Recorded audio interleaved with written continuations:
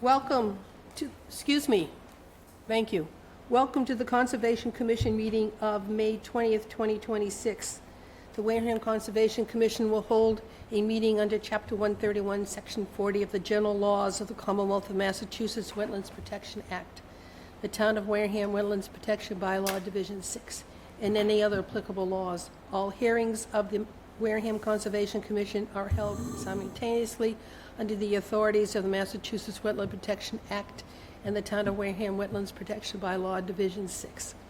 Although a single decision of a commission is issued, it represents a separate decision under each authority. All matters listed may involve a decision and possible vote. Roll call, please. Scott Sobey. Sandy Slavin. Michael Mercier. Kwame Badi. I declare we have a quorum. Before we start the first hearing, I have to say, it is extremely disappointing that some people take it in their hands to clear-cut town property. I was down at Swiss Beach on Wankinko, Oceanside, and Ruggles, and a property on Swiss Beach Road, if I line up their chairs to the water, they cut a 10 to 12-foot path, clear-cutting absolutely everything from Wankinko down to the water's edge. Other property has been cutting everything about 2 feet high, leaving the branches where they cut them or putting the branches in their yard. Please, it's not your property. Stop destroying the town's... Never mind. All right, off my soapbox. First hearing, please. All right, before I begin, pursuant to the provisions of the Massachusetts Wetland Protection Act, General Laws, Chapter 131, Section 40, and the Wareham Wetland Protective Bylaw, Division 6, a public hearing will be held in Room 520, Wareham Multi-Service Center, 48 Marion Road, Wareham, Mass., on Wednesday, May 20th, 2026, at 6 p.m. All right, I will begin. On the request for determination of applicability for Laura King, Box 1272, Onset, Mass. 02558. And let me just scroll down a second here. Just bear with me here. My computer's giving me a problem here. Okay. Sorry about that. Area cleanup, map 13, 1031B, lot 13, 1031 AA, lot 15, 12 Rippler Road in Onset, Mass. And notice to open hearing, please. I have a motion to open the hearing. Second. I have a second. All in favor? Aye. Aye. Opposed, abstaining, the hearing is open. And who's here representing the project? Laura King. All right, Laura, talk to us about what you like to do. Okay. You're going to have to go to the microphone. Okay.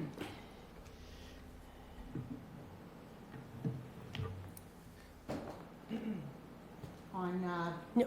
the side of my house. Okay, right here? Yes, How's that's it. that? Is the green light on? Yes. Then you're fine. Okay, thank you. On the side of my house is an area, just don't mind me for a minute here. It's all right. Okay. It's an area along the side of my house, and the property itself belongs to the Community of Christ Church, and the Onset Board of Trustees are the people who manage it for the church. So if you go along the side of my property, you'll see, and my property is the church's property, you'll see that I have indicated the area that is supposed to be worked on. The area specifically is along the walkway on the side of the house, and there are leaves in here. I think you'll see a little bit better. There's leaves like sitting on top of the plants that are over there. Can you hear me okay? Yes? Okay, and I wanted to see if we could have this side of all of the leaves taken care of, meaning removed. And then there's bittersweet in here and all sorts of sticks from the storm you know, they're sticking in here. The bittersweet has overcome the rocks here, and it's wrapped itself around two poles that I have to feed birds, okay?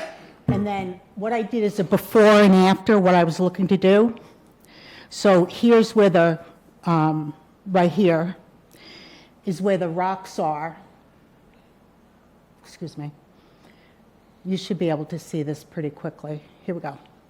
So this is the before, and you'll see that there are leaves just sitting there, piled up, and then the after is going to be just no leaves in that area, nothing huge there. The next one that I'm asking to look at is the area where the rocks are. This is a before, where you see the bittersweet hanging over the rocks, and this is the after. And then lastly, this is my porch, where the bittersweet is on the porch, and here is it the after, where it's removed from the porch. And this is one thing we've always done, is we've gone through and killed the bittersweet that's choking the trees here. And that's something that wouldn't be within that 2-foot area that I wanted to clean up. And in specific, I wanted to show, this is one of the trees right now, it's being choked. This one we cleared off last year. And then there's another one in the back where you can see where we cleared it off, but you see dark rings around the tree. And that's what I was asking, hoping you would help me figure out what I can do, what I can't do, and how I should do it. And all of this is within how many feet of the water? It's about 3 houses, no. I think it's like, let's say 60 feet. All right. Kwame? I don't think I have a problem with it. It's just that are you using any kind of, I wouldn't say herbicides, but maybe pesticides or something like that also, or? It's just During all- this process? Yeah, it's just going to just be like hand cut. I went to Wareham, helping Wareham, and there's people there, and I'd have to ask them that question and direct them that they can't use anything but hand cut. That could be possible. Okay. Thank you. Thank you. Sandy kind of already asked the question already about being 5 feet away from the water. It's basically where those cones are already Yes. on the Oh, ground. yeah, you were there today, okay. Yep. Yes. Okay. Yep, that's all. Thank you. Welcome. I definitely understand bittersweet. Is there a reason why, other than visually, why you want to rake the leaves? Well, other than visually, I would say one of the things specifically would be if the leaves were in the walkway, which they are on one side, which I can clear that out. But if you had an objection to that, I understand, you know your world better than me. Yeah. But yes, primarily it's to let them breathe, and yes, visually. There's a lot of critters that like living in the leaves. Oh. Oh, my husband wants to remind you that, remember to say that there's some areas where the storm from this past storm leaves, branches, they're all clogged together. So there are a lot of broken branches and so forth. So one other concern would be whether you thought it would be a fire hazard or whatever. That's the only other thing to bring up. I'm concerned that at this late in the spring, to Right. rake the leaves Right. in through your lily of the valley Right. cluster will do a major job on those plants because they are so fully bloomed up. You're bloomed right. out. I think you're correct. I'm sorry, I didn't want to cut you off. No, that's all right. I mean, to me, when I do my lily of the valley is before they start poking their heads up. I know, that's when I started this process. You know, the thing is, actually, you guys were very quick It's just they bloom so fast They in do the that. last week. There's an area, if you could consider, that has all the leaves swooshed down. You know, it's this area here. I'm going to pretend I know what I'm, okay. See this area here, Yeah, where there's I just can a see that. ton of leaves. There's all those little things under there saying help. okay. Is there anybody in the audience like to speak regarding this project? Anybody online, John? No, at this time. My feeling is that we would allow the cutting, only the cutting of bittersweet down to the ground level. And removing the branches that have wrapped around your various poles and trees. No pesticides in Of any way, course. shape, or form. And historically, 7 years of cutting is what you need to stop the bittersweet.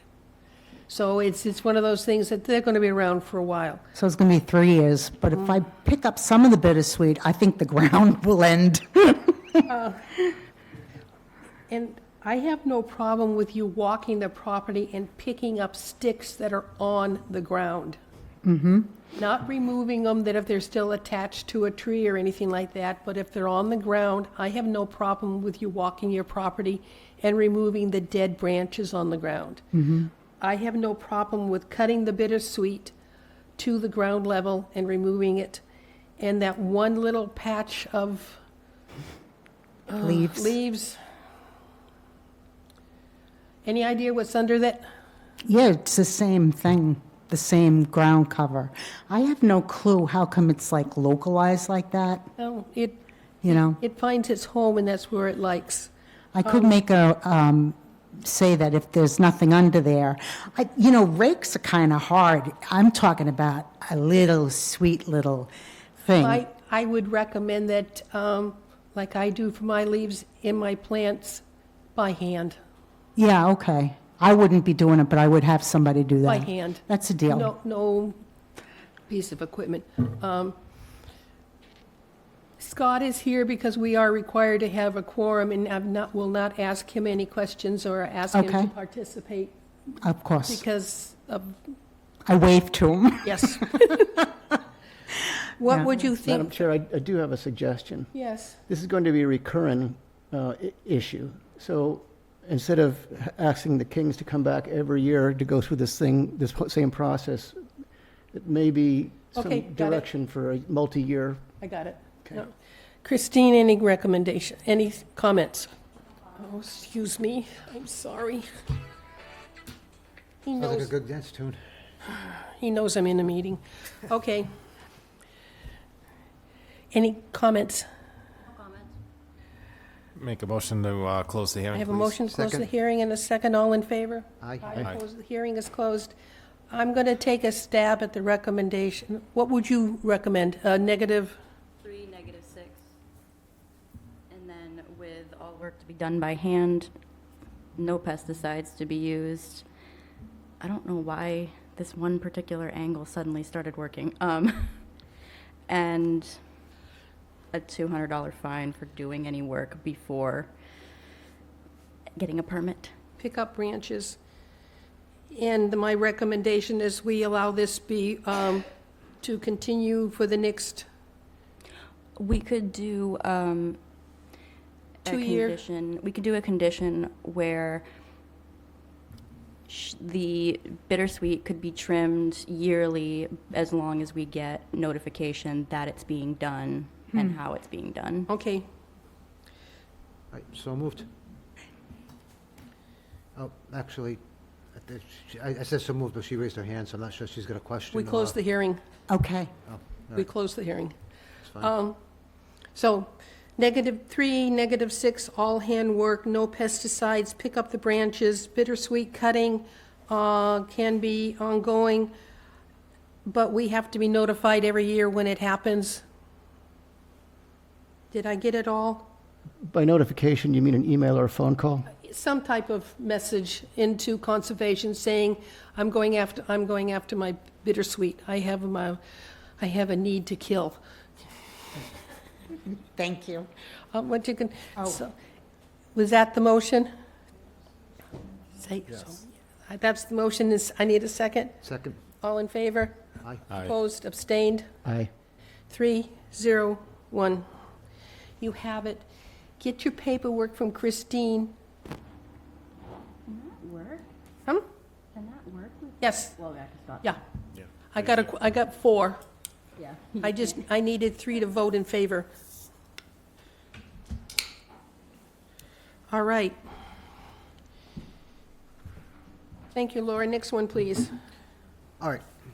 On the request for determination of applicability for Mark Poynt, 87 Glen Charlie Road, East Wareham, Mass. 02538. Install 20 to 30 green giant arborvitae trees along the north and south property lines leading down from the house to the retaining wall by the beach, which is Spectacle Pond, to provide privacy from the neighboring properties. Map 129B5, Lot 24, 87 Glen Charlie Road, East Wareham, Mass. And notice to open hearing, please. Second? I have a motion and a second. All in favor? Aye.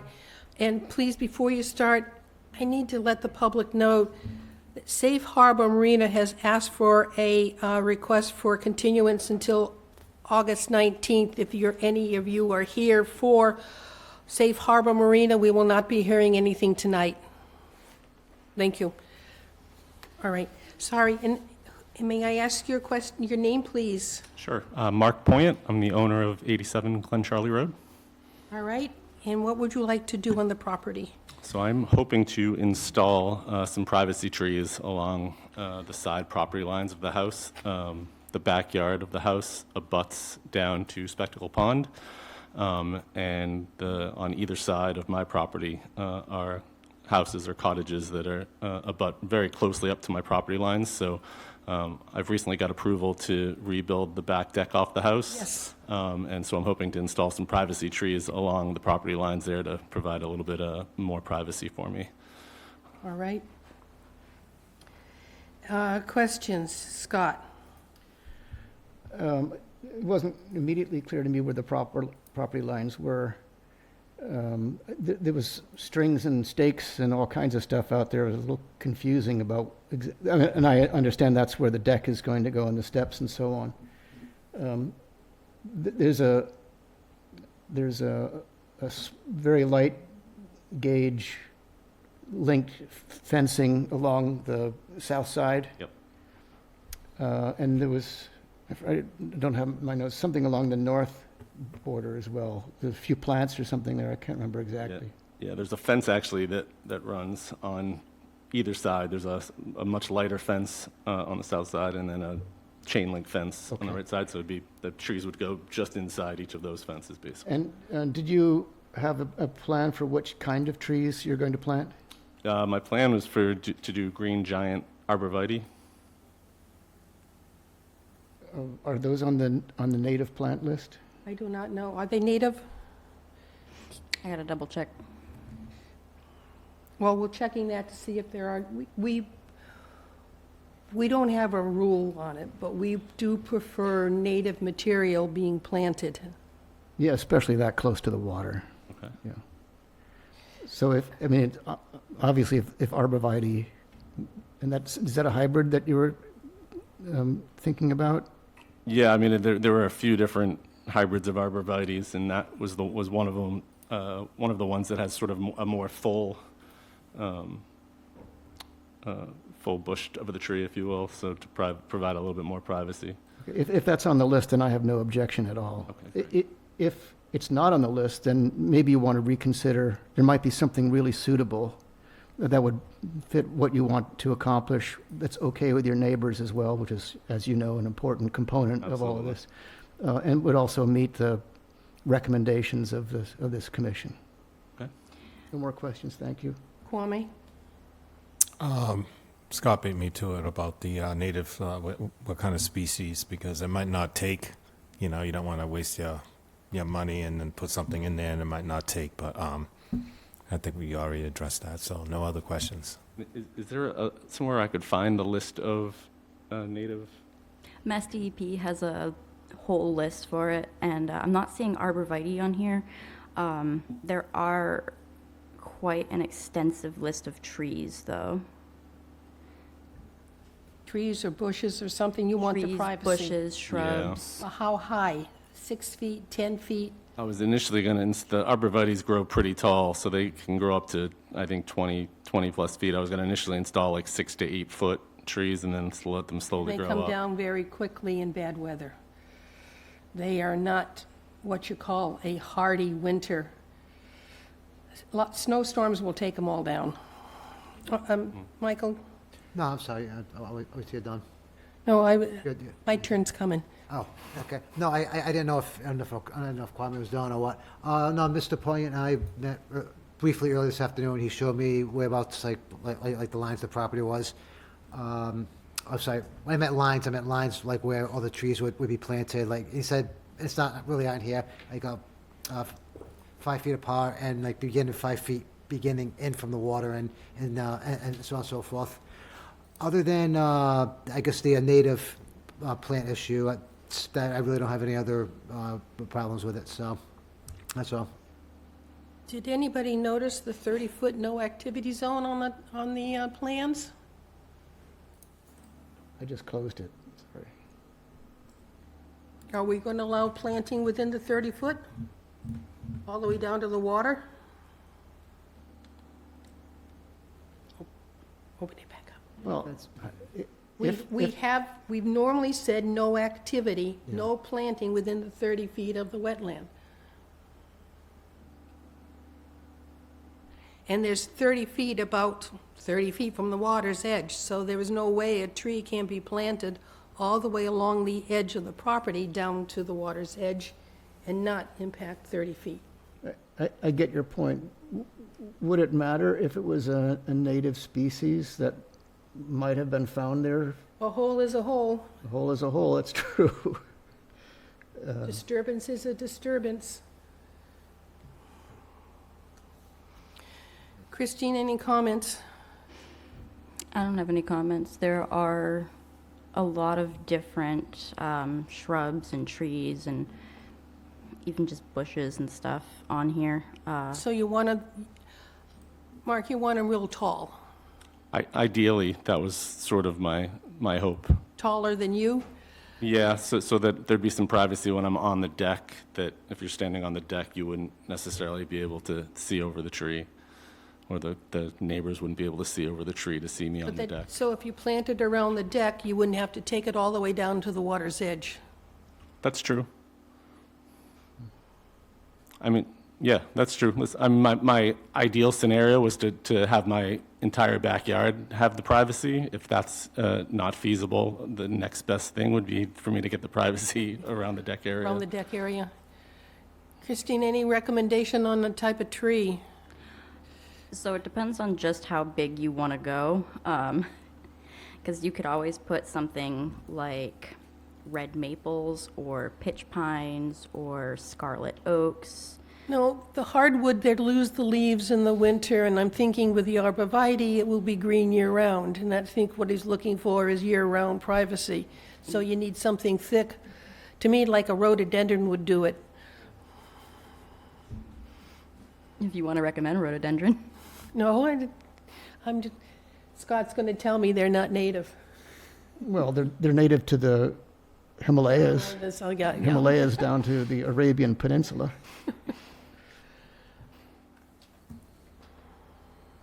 Let me see here. I don't know. So there's, I'm sorry, Scott, what's the tree that's already there, that you took a picture of? It's in a pamphlet. What type, do you remember? I don't, that was planted before I bought the property. Oh, so- okay, because I'm wondering what type of don't tree rem- that is. That looks like some kind of, Similar to an arbor. I don't remember what was there when we went out for the decking. that thing's huge. But the idea is for privacy, you would want something that would be thick and green year-round. Right, which So that your is. deciduous won't do it. And bushes, so I see the 30-foot no activity zone. And of course, we're always talking about 100-foot, right? For impacts on the wetland, not just the 30 feet. But, so it could be planting from the 30, that's about, 30 it's foot like on. 2/3 maybe of the lot line on that side, before you get to the, For the deck. before you get to the no, 30-foot no activity zone. From where the property angles in, like at a 45-degree angle. So if you take where the deck is going to be placed, it looks like that 30-foot line is 2/3 down from the house. That's right. So there shouldn't be any, as long as they're native plantings, there shouldn't be any issue with planting along the property lines down to the 30-foot line. Do we want to say native plantings and have Christine and Mark discuss what those are? I think that's fair. Would you be willing to say, if we just say native plantings? I mean, ideally, if there's something that's sort of in similar form to the arborvitae that would sort of You want it provide the, thick, you want it year-round, and you want it tall. Holly's a pretty popular tree for screening. Yes, holly is, if you don't mind the little prickly leaves. Talk about privacy.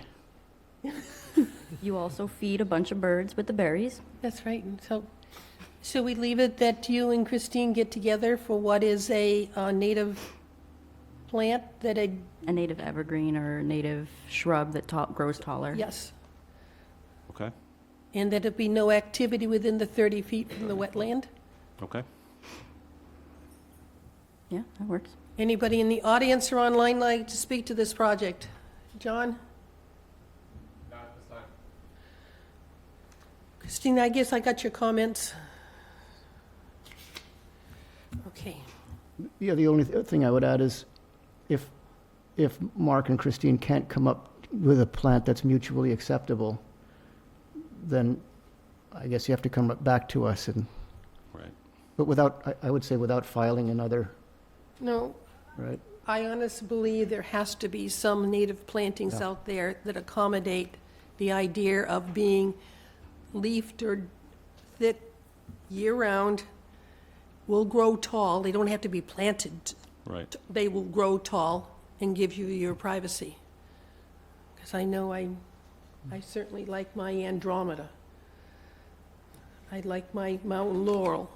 I like, I like my PJM at this time of the year. Sorry, that's a. But you're not in the azalea. resource area either. I'm not in, Well, there are plenty of plants. Huh? There are plenty of plants on this list that meet that description. So I'm sure we will find something. okay. Someone want, your motion, please, Christine? -3, -6, with the trees not to be planted in the 30-foot no activity zone and with native plants. So moved.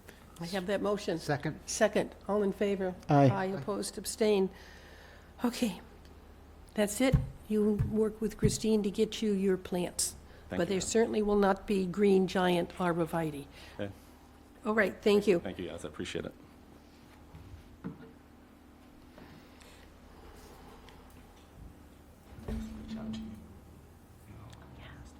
Oh, yeah, whenever you want. Phone call, email, just drop in my office, you're fine. I'm writing as fast as I can. That's okay. Take your time. It's okay. Okay, next, All please. set. All right. The third one, on the request for notice of intent for Paul Bulio, P.O. Box 367, Wareham, Mass. 02558. The proposed project is a maintenance dredge in a 122,695 square foot area, starting at the bulkhead boat ramp and heading south to the limit of the existing floating docks. The applicant is proposing to dredge 3,000 cubic yards of material. Map 2, Lot 4, 15 Independence Lane, Wareham, Mass. And notice to open hearing, please. I have a motion Second. and a second, all in favor? Aye. Opposed, abstain. The hearing is open, and who's here to represent the project, please? Seth Shea from Merrill Engineers. Paul Bollier, representing Point Independent Yacht Club. And what was your first name? Paul Bollier. Did I hear Zach? Seth. Seth. Seth. Yeah. And their last name? Shay. Shane. All right. Paul, who's going to do the presentation? Seth is. Yep. You can tell us about the eelgrass. Okay. All right, so we were seeking notice intent for 15 Independence Lane at Point Independence Yacht Club. The maintenance dredge is 120, or the dredge perimeter is 122,900 square feet. The dredge material taking out, we are roughly taking out 3,000 cubic feet down to -6 nav D 88. And then with a 1 foot allowable overdig, that reaches to about 4,000 cubic feet. The dredge itself is within the previously licensed dredge perimeter, which was on license 449 of Chapter 91 plan. However, we are going to be avoiding the eelgrass, which has now encroached onto the property, which is seen in this left corner here. The dredge contours are 25 feet away from that to avoid any disturbance, and we will be putting silt floating turbidity barriers to avoid any disturbance in that area as well. Before and you along the continue, site. do you realize there's a 50-foot setback from eelgrass? I thought through DEP was 25 feet, but we could always Wareham do is 50 50. feet. Oh, Wareham is 50. Correct? Okay, Yes. Okay. Okay, so I just thought I'd absolutely, yep. let you know. And then we also have our 100-foot buffer up here, just to be seen. And so the dredge material would be taken off the barge, and we are proposing landside disposal. Landside disposal, all dredge material would be trucked from the boat ramp, and it would be led up the property through Point Independence parking lot onto a field where there will be a dewatering area. The dewatering area will consist of a gravel filtration strip, followed by a straw bale, and then 2 rows of straw wattles, so that water is nice and clean when it exits. That dewatering area will be outside the 100-foot buffer up here as well. The dredge profile's kind of hard to see from here, but they're spaced evenly across the site. And yeah, so if there's any questions that you guys have on the project, that'd be great. You've done dredging there before, have you not?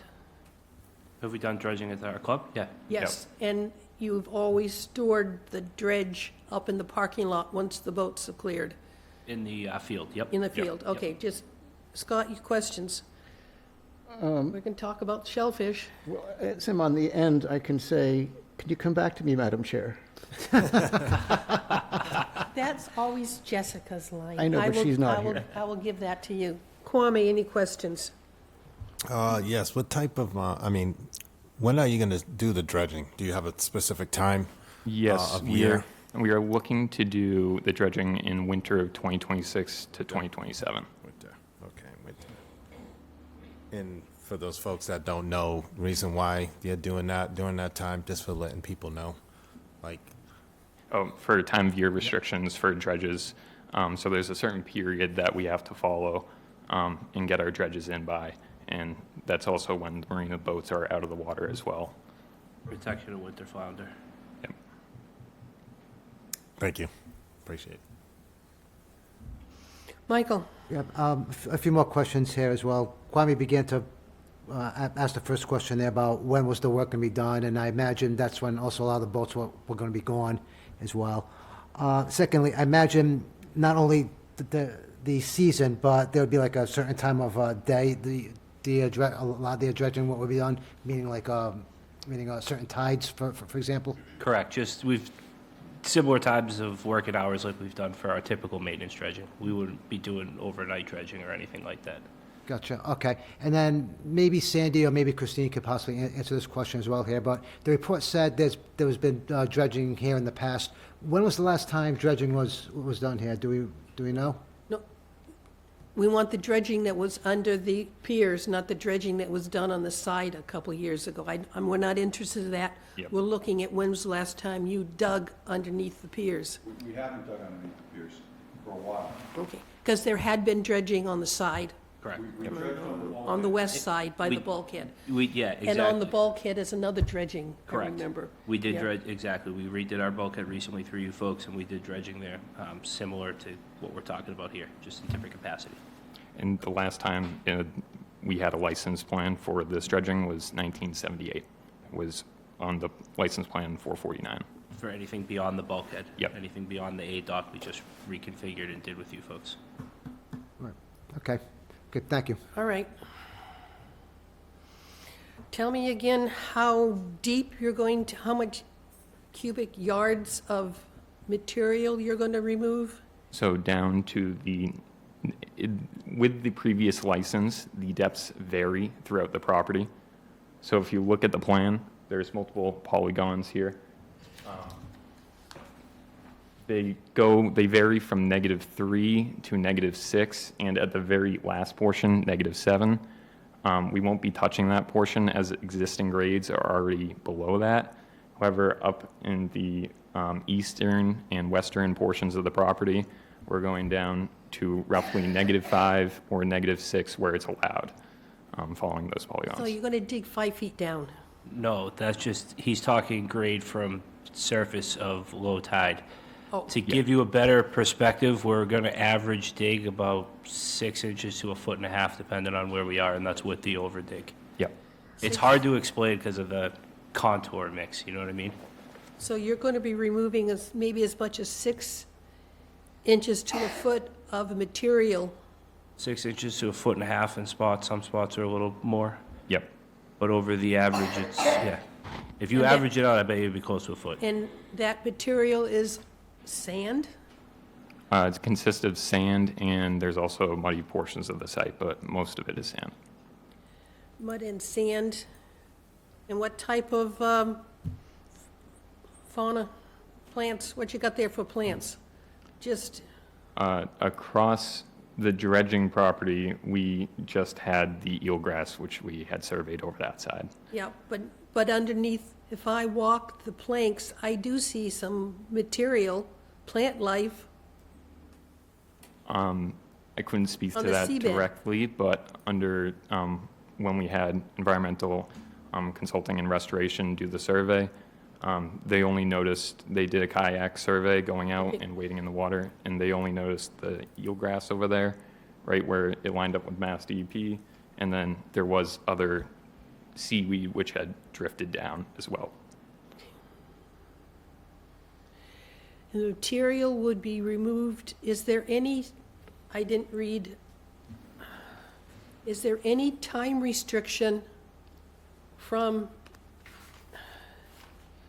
Department of Marine Resources as to what you can and cannot do because of what might be living there? Is that a good way of putting it? Is there spawning and whatever as to, Yeah, Yeah. and that's what we talked about before with the winter. There's certain times a year with certain flounder, certain animals that we're not allowed, or species that we're not allowed are to there, dredge. Christine, are there specific times listed in the document? So there's no document from the Division of Marine Fisheries because it doesn't underlie an anadromous or catadromous fish run.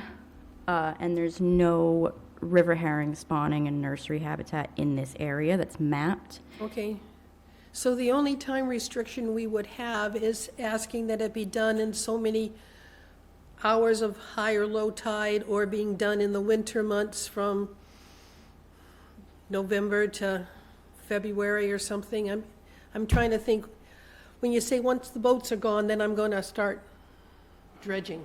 Well, there may still be, depending, we are waiting for an NHESP letter, so there still hasn't been anything from there, so there may still be a different time restriction, but you're doing it in the winter anyway, so I don't think that they're probably going to come back with one of those. How much shellfish will be in this material you will be removing?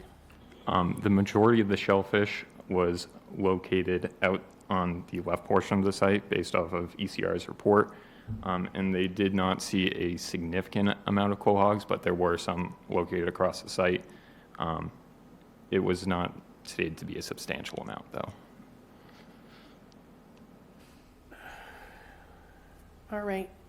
Now, is the best to dredge at low tide? or high tide? Yeah, How are you certain going to point- get a boat in there with all your piers there? I'm sorry, sir. I'm going to ask you to come on up and talk and then identify yourself and talk. We could, Wait. Okay, My name's Paul Sullivan, and I'm with the Yacht Club also, and I'm sorry for yelling back there. I think you asked, could you repeat the question, Sandy? is there a particular time of a high tide or low tide is the best for dredging? It's not that big of a deal, Okay. because you're only talking about 5 or 6 foot tide, and you've got a backhoe that can reach 10 or 12 feet. Now, all the work will be done off of a barge?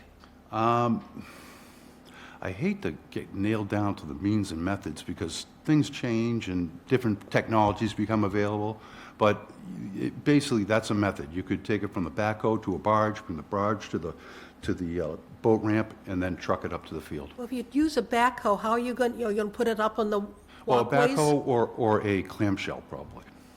All done from the upland, from the No, beach area? From A barge. From a Yeah, barge. and- From a barge? Yeah, put it So on a there barge. will be something in the water to allow you to get access to this land underneath. How about between all the pylons and piers and, Well, we have to remove some docks, and... oh, so dock removal? Yeah. Okay, Well, we do that routinely anyways, so, but the pylons, not the piles. Not the piles. The piles will not come out. Okay. The piles will stay. so the docks are... All yeah, floating. They float. Yep. No fixed structures come out, just the floating docks.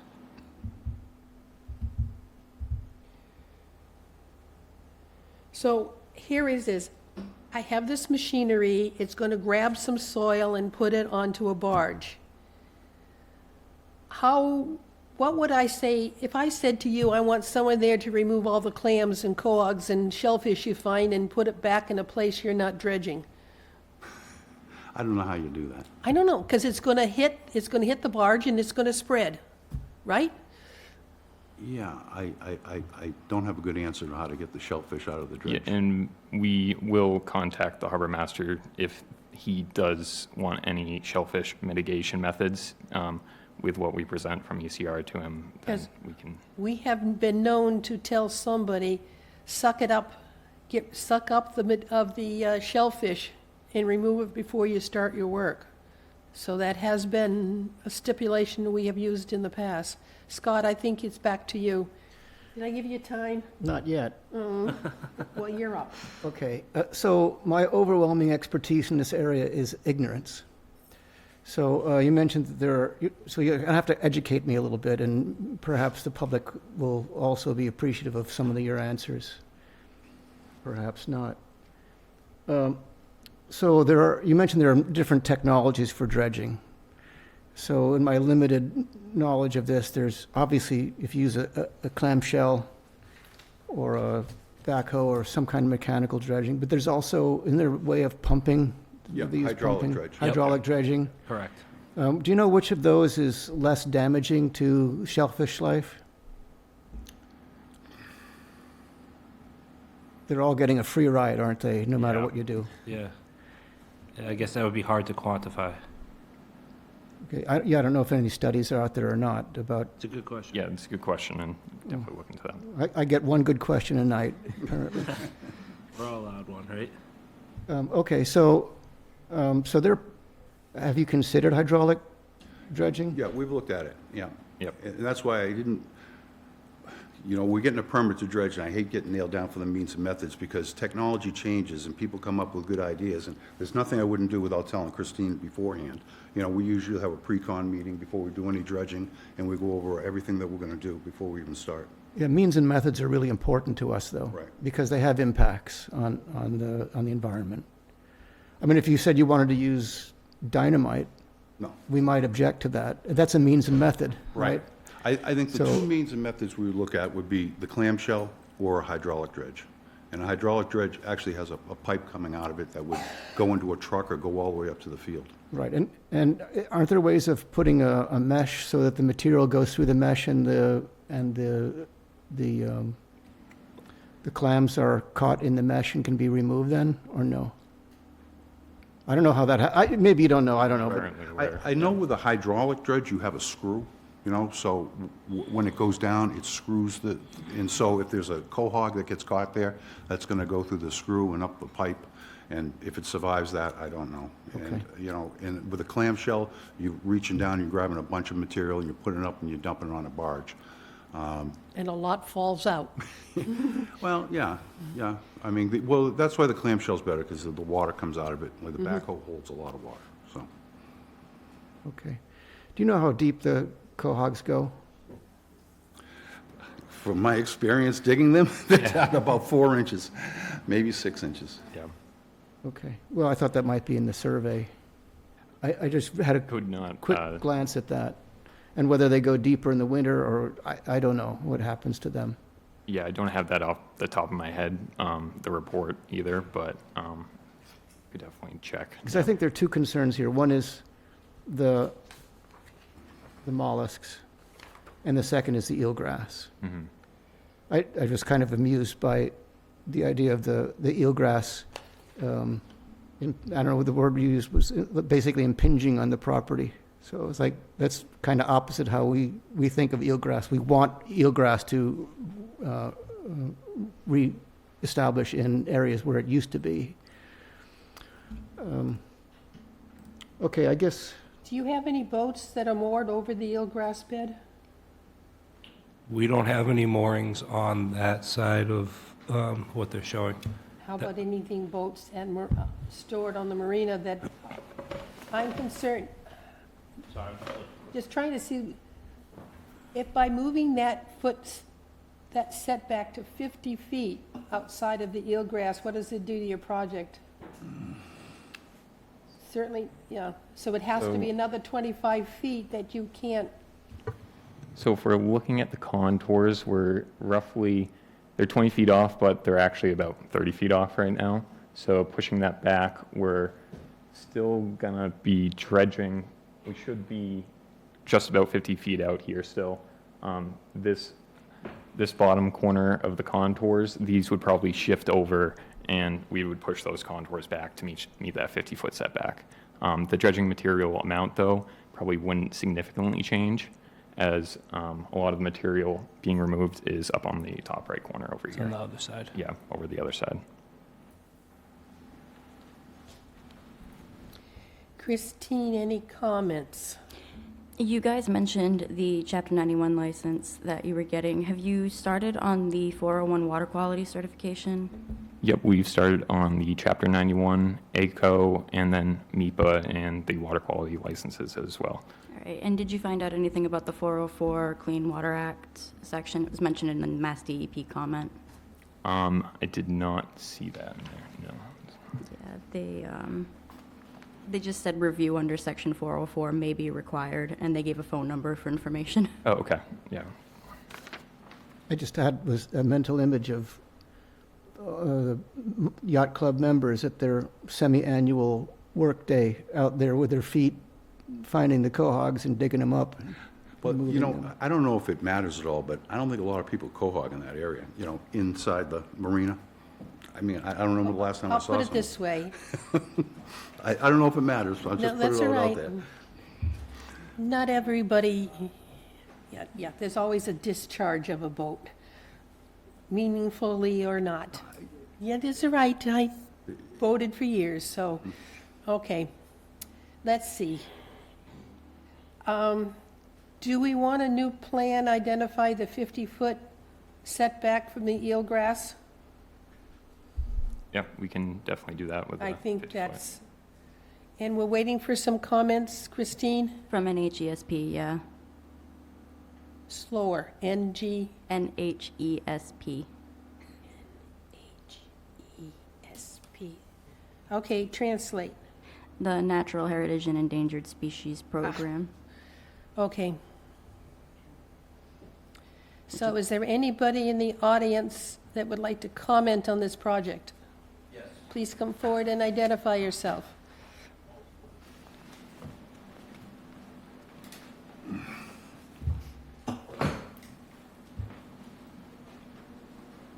Good evening. Jeffrey Langren, 10 Clearwater Drive. So there has been numerous dredges done from this location that have caused detrimental harm to the beach.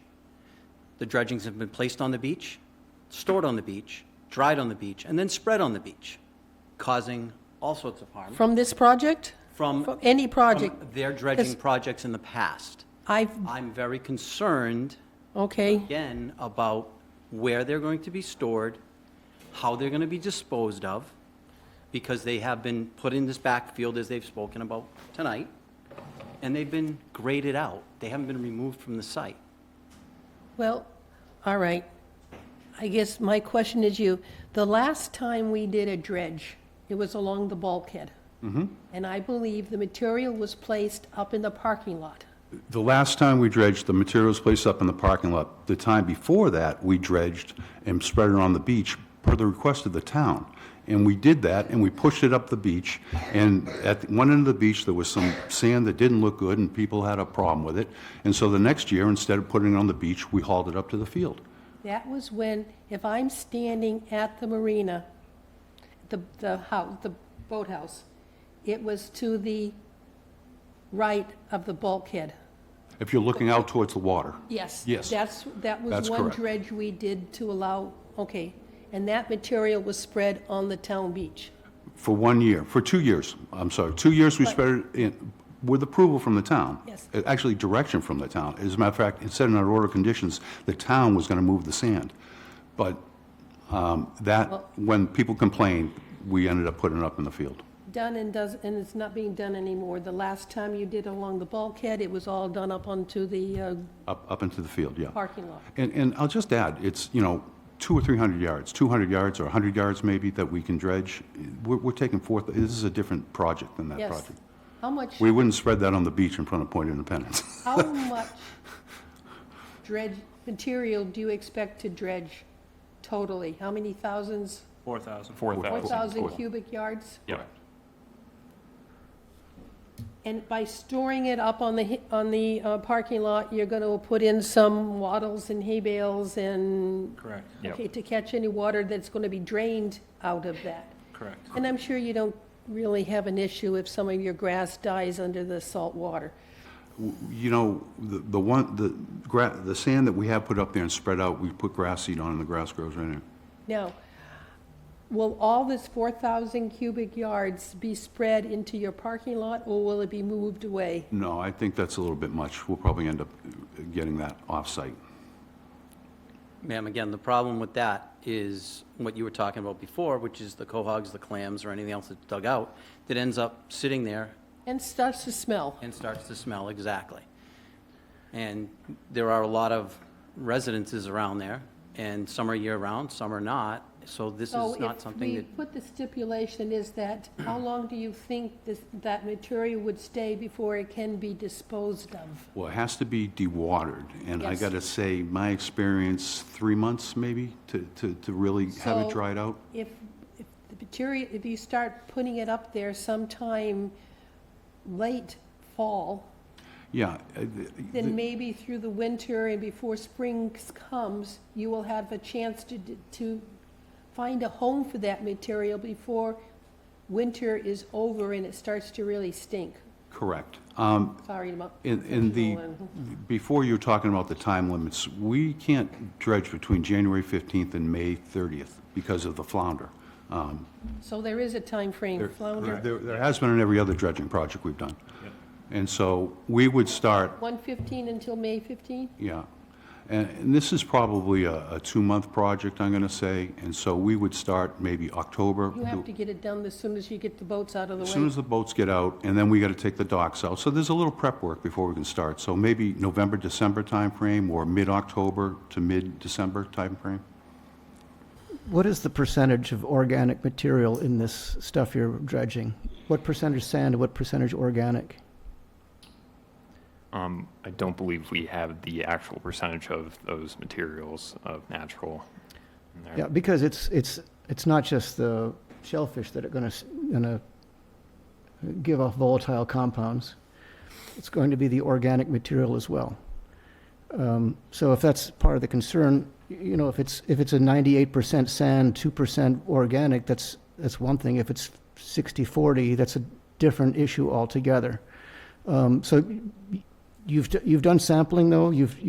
Yes, we've done a shellfish and eelgrass survey of the area. So the actual proportions of organic and sand material wasn't stated on that report. All right, when you dredged along the bulkhead, what did you find when you put the material in the field? Sand. But there was a little darkness maybe when we first put up there, but that just, Was there ever any smell? Was there ever any smell? But it wasn't up there that long. I don't think there was any Because you spread it in smell. the parking area. And I didn't notice any quahogs or anything like that. I mean, I think people would have noticed if there were a lot of quahogs coming out of it, but there wasn't a lot. I don't know if that's because it was the sand that's running down the beach and just depositing on the bulkhead, but when we took it out of there, it looked dark for a day, and the next day it was lighter, and by the 2 weeks, it looked just like sand. So I have a suggestion.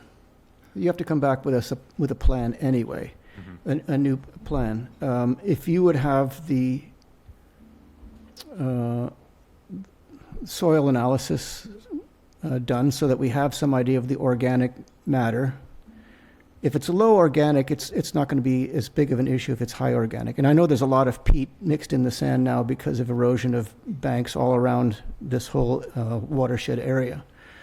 I also would recommend that in these order of conditions that none of this material be stored on that adjacent beach, and that we can work on the timeline as well. I mean, there's a limited timeline. Jeff, was there any other comment? Well, let me just finish. I thought you had. No, I always have at least 3 points.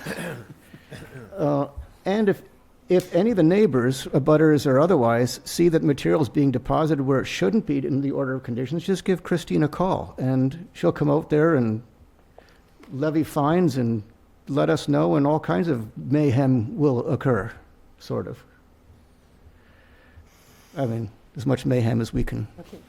Jeff, anything else? So that was part of the problem when they spread it on the beach, was it was a dark material and it had a smell to it. Yeah. And that was very recognizable by the harbor master who came down and looked at it. He had no idea about the work being done on that site. So that material isn't far off from where they're going to do the work now. So that's why what you're asking for a study to find out what the composition is, I think you're going to find that that's going to be more dense than just sand. Because, like I said, that was the problem on the beach itself when it was spread, and it was spread by the town at their direction. All right. Thank you. Anybody else comment on the project? We are going to be continuing. You guys said that there's going to be a 4,000 feet of cubic yards dredge. Just be sure to update that in the notice of intent because you have 3,000 feet in here. Okay, yeah, that's to the allowable overdig there, Yeah. but we can update that for sure. I have one question. Is this maintenance or is this expansion? That's the only last question I have. I believe it's just clearing out this Maintenance. material It's maintenance. Going down to the to make it grades easier that we for had the back in the boats 70s. to get in and out. Because you certainly don't want your props hitting the sand or dirt or It is. scouring. It's that. confined back to an older zone. You don't want the propellers hitting the quahogs. Sorry. All right. Go Thank to you, Wickett's Jeff. Island, it's beautiful. A barge was It is. mentioned. Yes. Did you guys want any sort of staging I think rules that with that? bring it back at the next meeting when we talk about where when the barge can be used, where it's going to be stored when it's not being used. All And right. because there are several options to use to remove this, and they haven't quite done the stake in the ground to say what they're going to use. All right. And John, I heard you. Yeah, I was just wondering because usually we have the barges not to be staged over shellfish areas or eelgrass.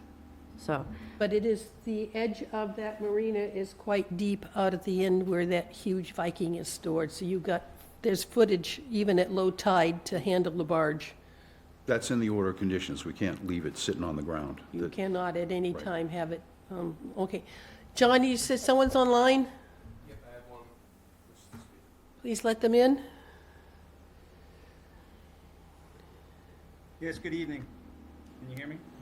Not Barely. quite James, you're a little low. I don't know how to fix that. I'll try to speak up. Well, James Bigelow, 14 Clearwater Drive.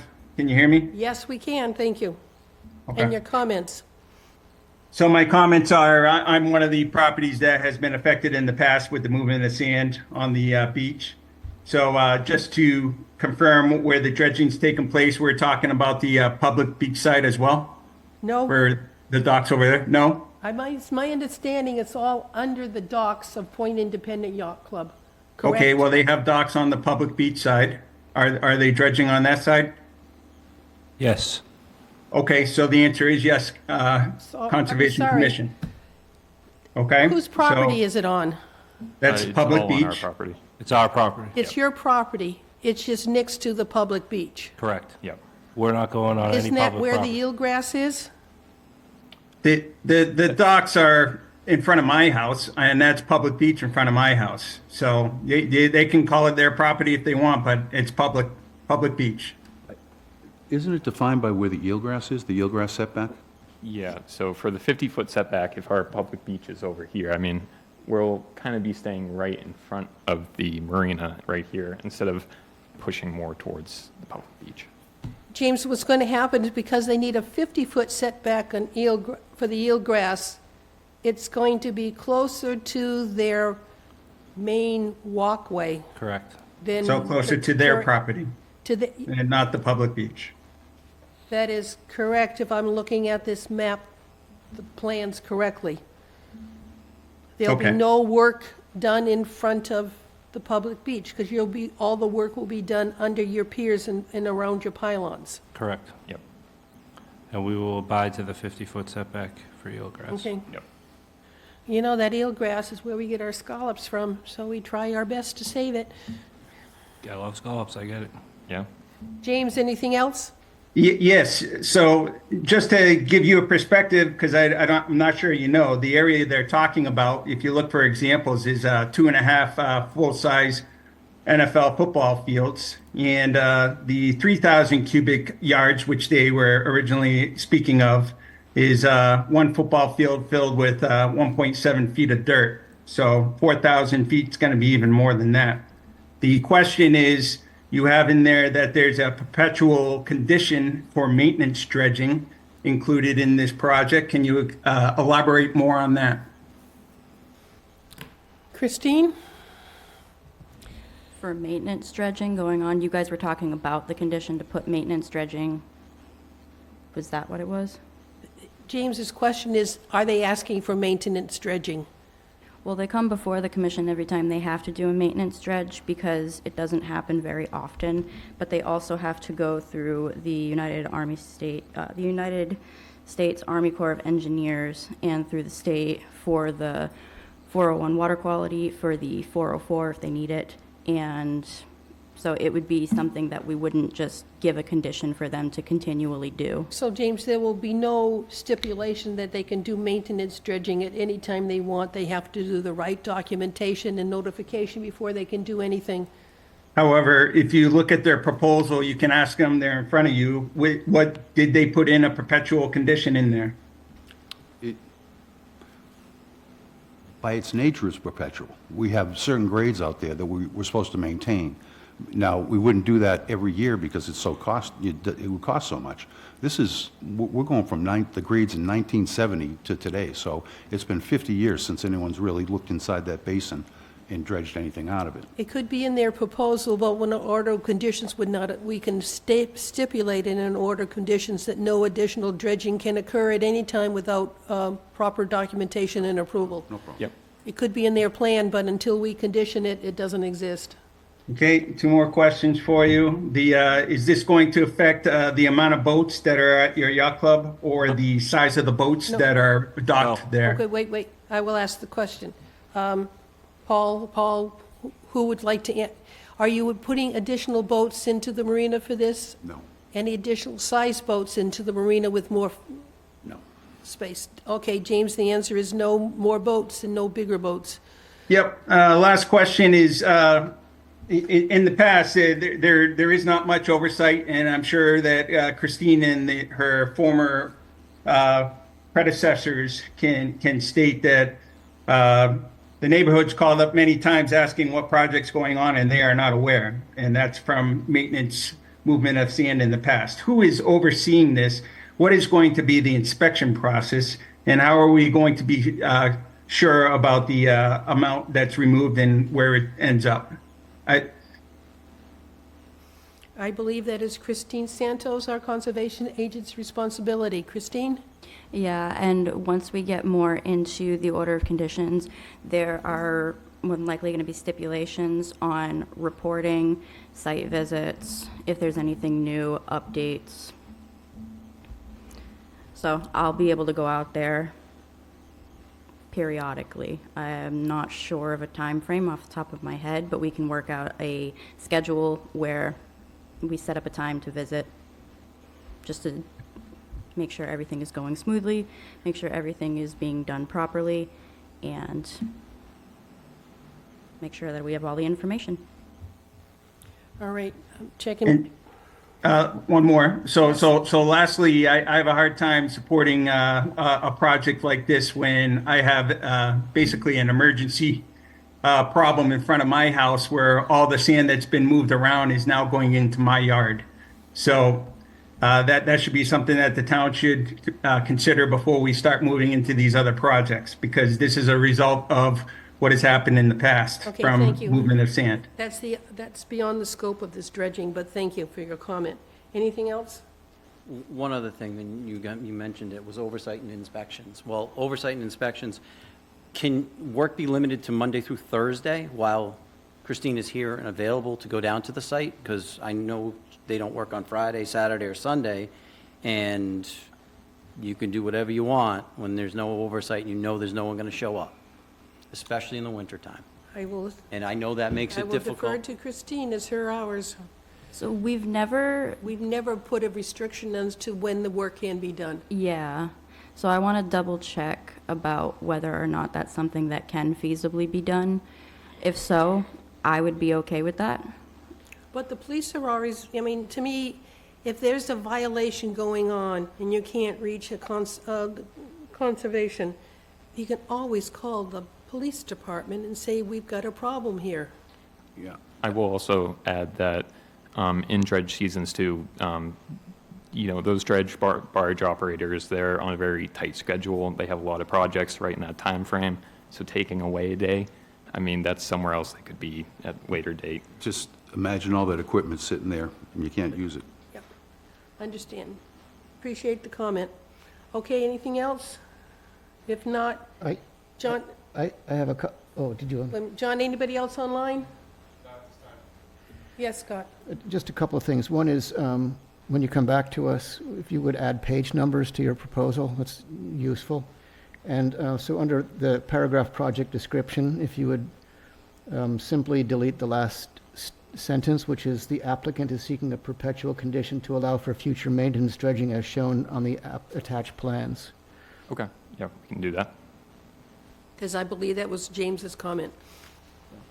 Okay, anything else? If not, the next meeting could be June 1st? 3rd. I thought I looked at the calendar. Yes, I didn't. Next time I'll wear my glasses. Okay, June 3rd. Can you come back to us with an updated plan? Or do you think we'll have the information from the NHESP? We'll have the information from NHESP from then. I can do that date if you guys. And you'll be able to do some type of analysis of what you have for material in the dredging area? I would tend to think maybe 5 samples at different places is what's the material? That is something that I would have to double check, see how quickly we can get out there. Yeah, it's the 20th. Just lean over a boat. There's a Yeah. lot of boats there already. What's the date Yeah, after what was that? June 3rd? Yeah. What would be your next date? Yeah, because I think it'll Just take to a be little more time to get realistic samples. instead of just 17th? continuing. June Plan for 17th? success. Yeah, 6/17. You want to continue until 6/17? Yep.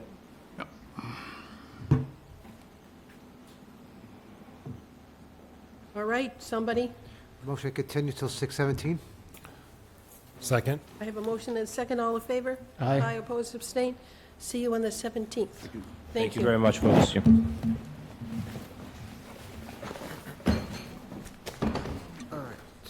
Next, please. All right. On the quest for notice of intent for Curtis Perry, 28 Park Avenue, East Bridgewater, Mass., and I'm going to read this directly as I got the advertisement here.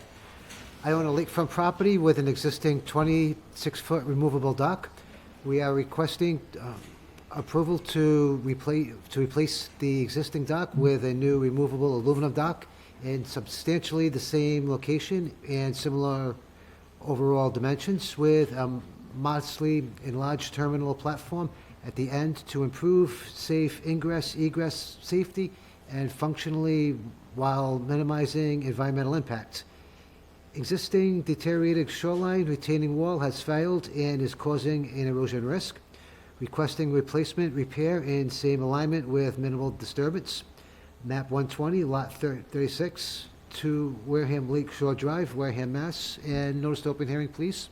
Second? I have a motion and a second. All in favor? Aye. Opposed, abstained. And who's here representing this Property D? Curtis Perry.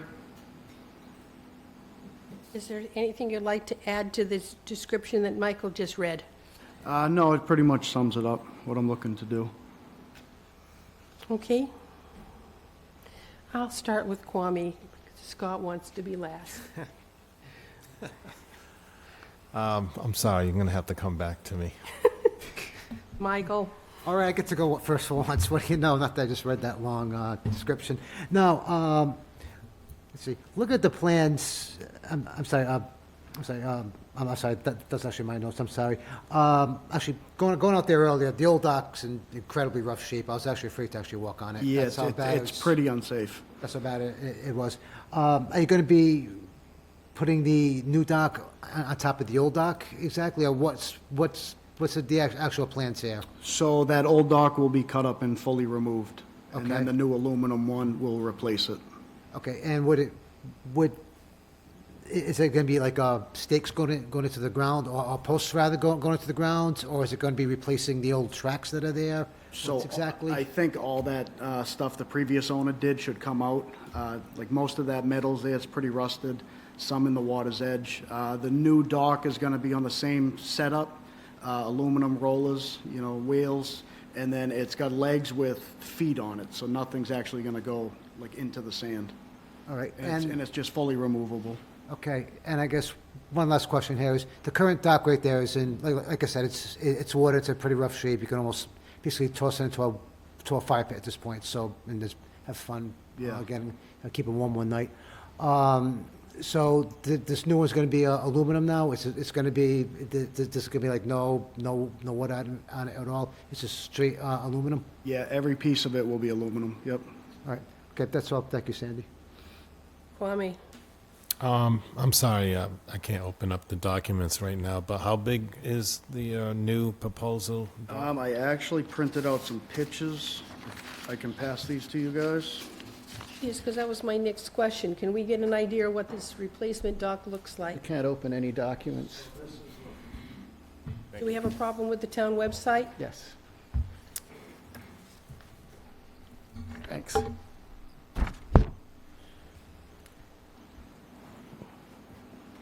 This has a boat lift on it. Nope. Cross No that boat out. lift.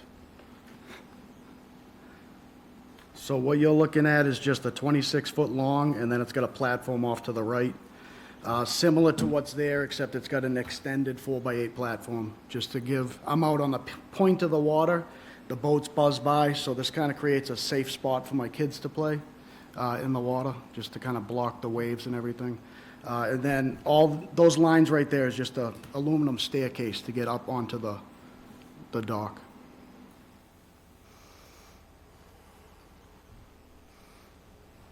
I know you can't get online, Kwame. Do you have any questions? No, I just needed to see the footage, if it was going to be bigger than what is previously there, It sure looks it. Scott, anything?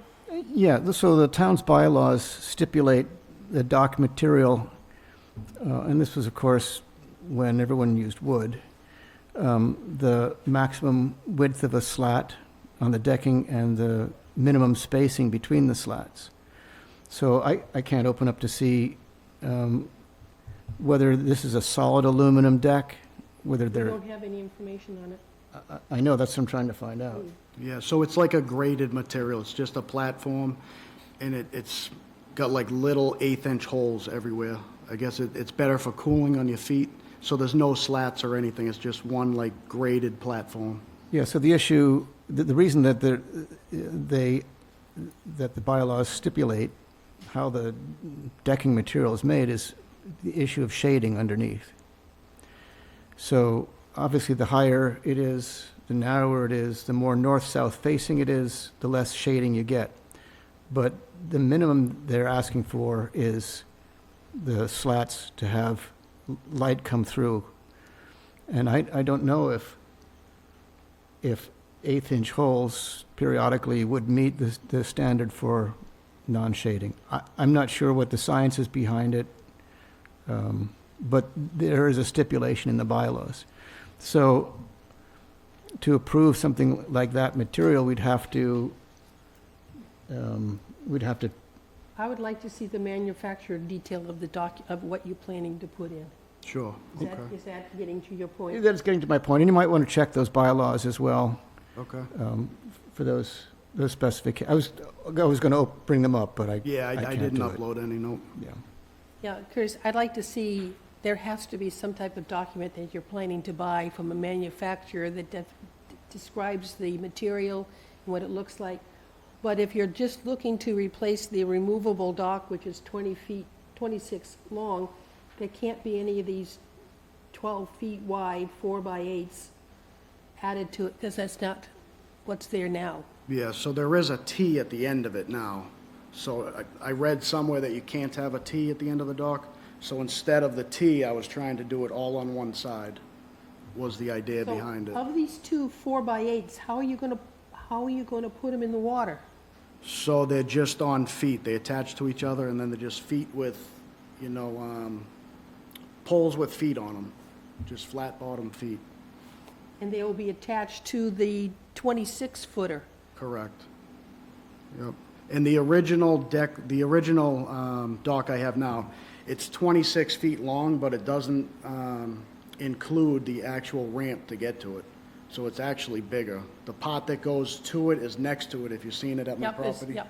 That separate dock. So it's Yep. actually a lot longer than this. So I was just trying to keep it at 26 feet. I think I'll be deep enough, and then add to the right of it to make the platform. Now, you're looking for foot wide stairs coming off of this removable dock. Correct.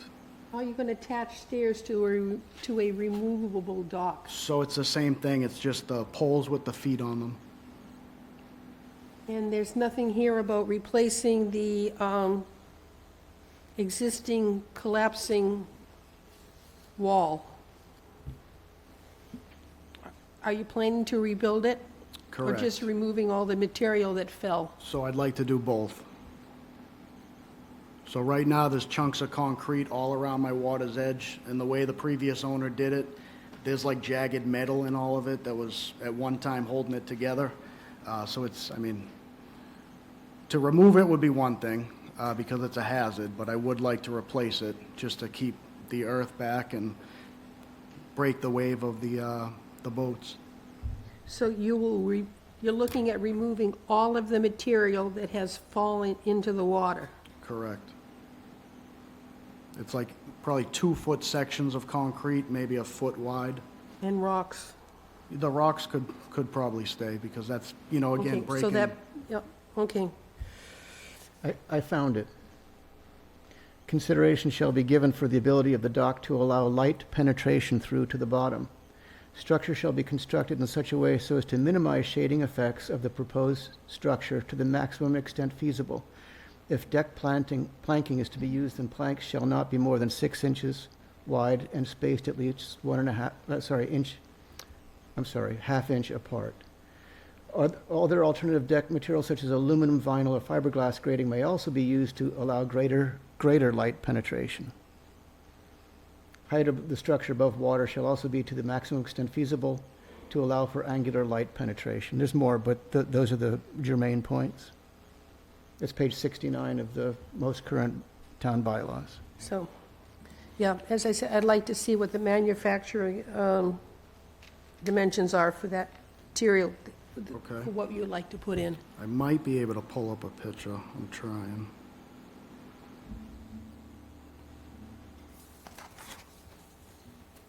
So as far as that retaining wall, what would I be able to do?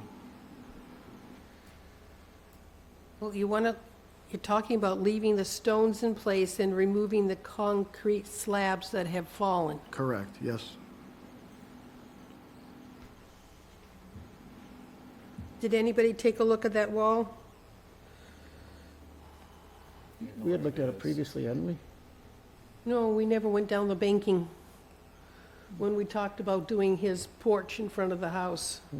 I may They have gone. talked about the material they found that shouldn't be there at all, which he's removed the grill and things like that, but I never went down the slope. I kind of noticed there seemed to be like one retaining wall that was in good shape. Now, there was another one, though, I noticed that was in bad shape. I'm trying to remember where that one was, It's in the though. water. It's in the water, Yeah. It's that's in the why. water. Yep, So that's the one you're thinking about replacing? correct, yeah, the that's in rock water? one that's up further on the beach, that's gonna stay, Okay. yep. These, just looks like these are all nothing but concrete slabs, bricks. Yeah, I mean, I did take some pictures with the camera and printed them out if you guys wanna see them. It's not very easy to see. But I know we're going to continue because we want to see the makeup of the, Yeah. we want to see the manufacturer information regarding the deck you want to use and how you plan to put out those two 4x8 extensions and the stairs. And you'll want to, I'm sorry, you also want to show on the plan how high above the water level the decking will be, so that we can see how it matches up with the town's bylaws. Okay.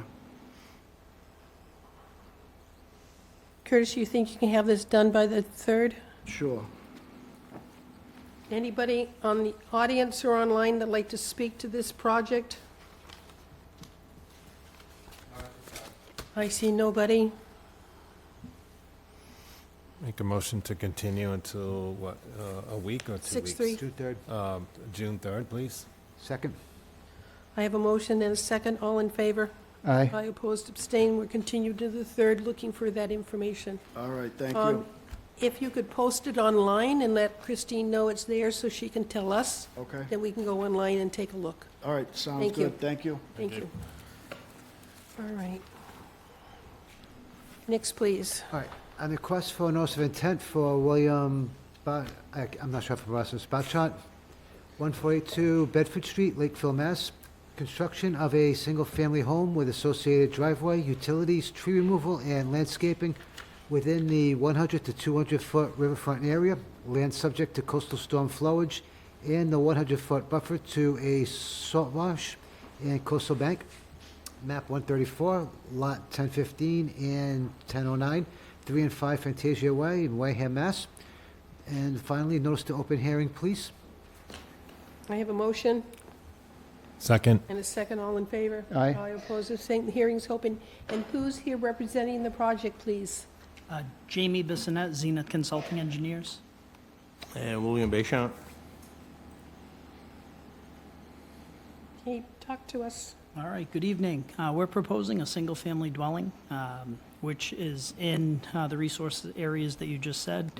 I think the biggest would be the flood zone and the outer riverfront, the 1 to 200-foot riverfront, while we're in some additional buffer zones. We've taken the steps for minimum impact, which is outlined in our alternatives analysis in the notice of intent. We've kept the disturbance in the riverfront to less than 5,000 square feet. And we've also tried to minimize disturbance in buffer zones altogether, as you can see, with narrow corridors for utilities and minimized tree removal. The site does have sewer and water out on Avenue A at the intersection there. We're planning on tying into both of those. This house is an elevated style house to meet FEMA flood requirements. We're not really proposing to change any grades on site. How? Going to be at elevation 20. 20? Thank you, sorry, continue. Nope, not a problem. So you will notice as well, we did delineate a coastal bank. So there is some coastal bank that was actually kind of tough to delineate, but it follows the water's edge a little bit and then comes inland because of the slope coming up in the floodplain. But besides that, I think overall it was the resource areas are pretty clear cut here, and I'm happy to try to answer any questions you have. Scott? There's a roadway between the proposed dwelling and the riverbank, is that right? There's a driveway. There's a driveway, I believe, that accesses the house that's shown on what would be the northerly side of the plan. And I Okay. believe that there's an easement in place for that on somebody else's property. Or actually, the easement's on Bill's property, but it's to get to someone else's property. Okay. No other questions at this point. Michael? Scott kind of answered the first question I had about the road going through. I guess it's also going to be the driveway. Is it going to be a crushed stone, pervious? Crushed stone. Pervious? Okay, That's correct. all right. Okay, Kwame? thank you. No, I was just saying the crushed stone driveway is preferred, and what are you using for, what we call, to trap, encapsulate the water? Not rain guards, or what are we Erosion. calling You're talking about roof infiltration? it? Yes. We yes. actually didn't have propose the any name, roof sorry. infiltration here. And just because of the location of it. So none was proposed. We are in a flood zone. We're also in several resource areas. So we're just trying to, again, minimize. Underneath the house itself is going to be completely pervious. So unlike a regular house or a paved driveway, we're not truly going to be filling up or covering and creating a true impermeable surface. It's everything underneath, except for the piles, will be permeable. Excellent. I No see other you have a proposed dewatering basin. Wait, how far down do you think you'll go before you find the water? I expect that it's probably going to be 3 to 4 feet. So, Probably yeah. it might even be a little more. The house that we have in the front there, the basement is down, I would say about 3 or 4 feet, and we've never gotten water in it, so. It's a small Oh, yeah, house in you the did the one front. across the street. That's impressive. Came out good. It's Yeah. beautiful inside. Now, I have a question. When did you start cutting all the trees and bushes on this No, property? I bought it like that. You bought it like this? It looked like those were fresh cuts. Nope, those have been there for Oh, no. years. No. I'm telling you right now, they were there. Someone might have thrown more on top, but This those one- were there when I bought them. The tree, this particular tree has all green branches on it, so that Well, someone might have thrown that some on there, but cedar I'm is telling you right brand new. now, there was a huge pile. You can ask my Still neighbors is that a are in the huge- audience, It's that still pile a was huge there. pile. I'm It not is. talking the dead wood that's been there. I'm talking about the brush that seems to be piled up on And someone top. might have thrown some there. Okay. Now, 20 feet in the air, what do you plan to keep under the house for storage or anything? It's just gonna be a garage. What type of panels will you be placing around, will you be doing any type of paneling around? It'll have flood vents. It won't have breakaway walls, it'll have flood vents, because if it was in a velocity zone, we'd have breakaway walls. Yeah, so It's this, not in a velocity zone? No, it's not in this velocity. is an AE. AE14, if I remember correctly. I think it's is it 14? I think it's AE14. Yeah, it's AE14. So we'll be putting the flood vents in. And I misspoke. The top of the foundation's for elevation 16.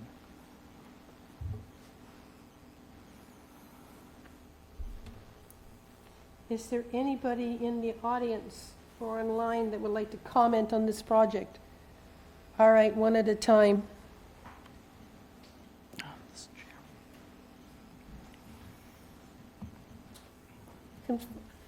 Come forward and identify yourself. Hi, I'm Jennifer Bodner. I live at 39 Avenue A. Nicholas Bodner, 39 Avenue A. And your comments.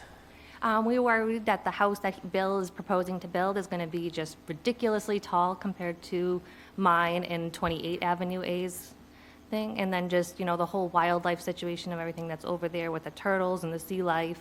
We have people constantly fishing that we have to ask to leave.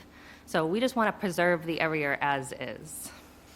Has there any study been done about turtles or other endangered species or anything in this area?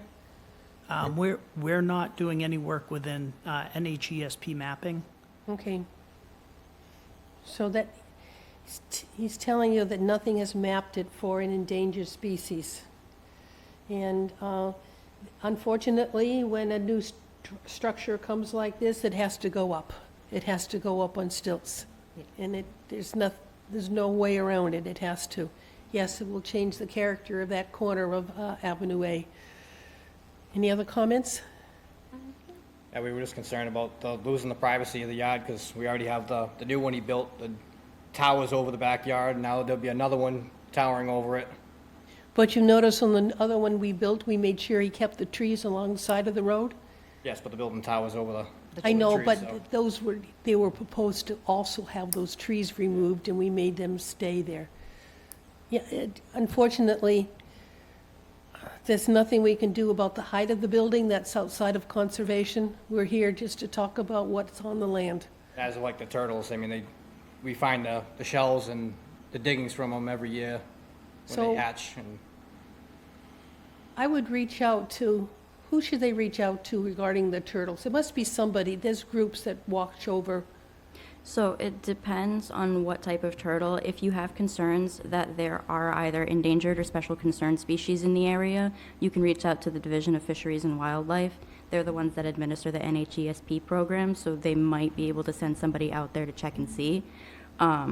If you're seeing diamondback terrapins, contact the New England Coastal Wildlife Alliance. They do a lot of work with the diamondback terrapins.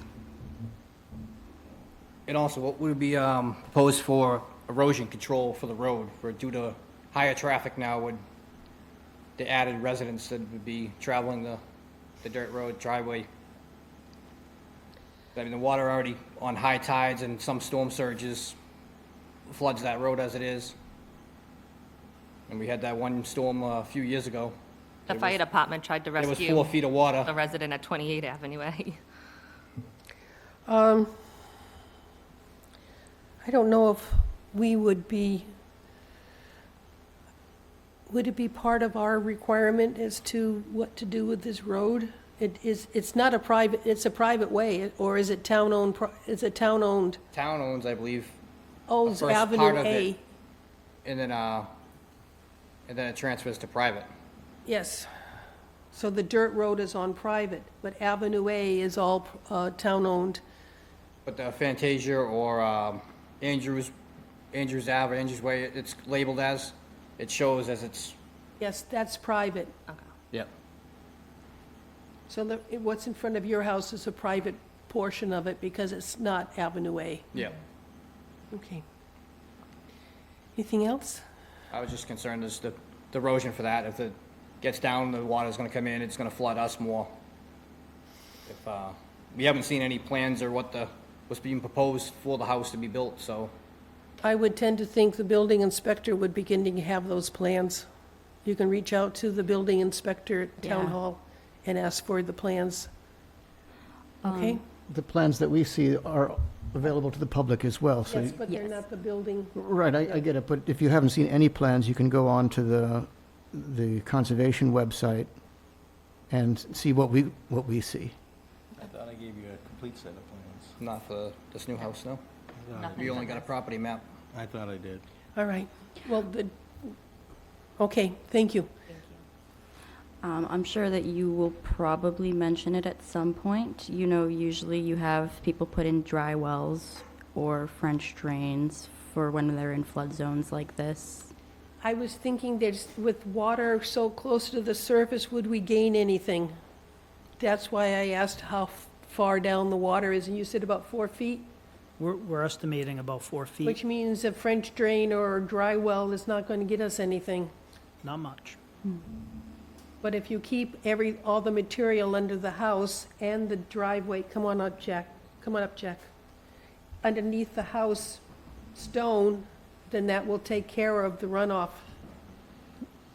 Christine, that's why I asked how deep it is for the We're keeping dewatering. Stone, Yeah. everything's stone on the ground level, yeah. I had another comment, but I can't, It'll come to you. yeah. Please identify yourself, Jack.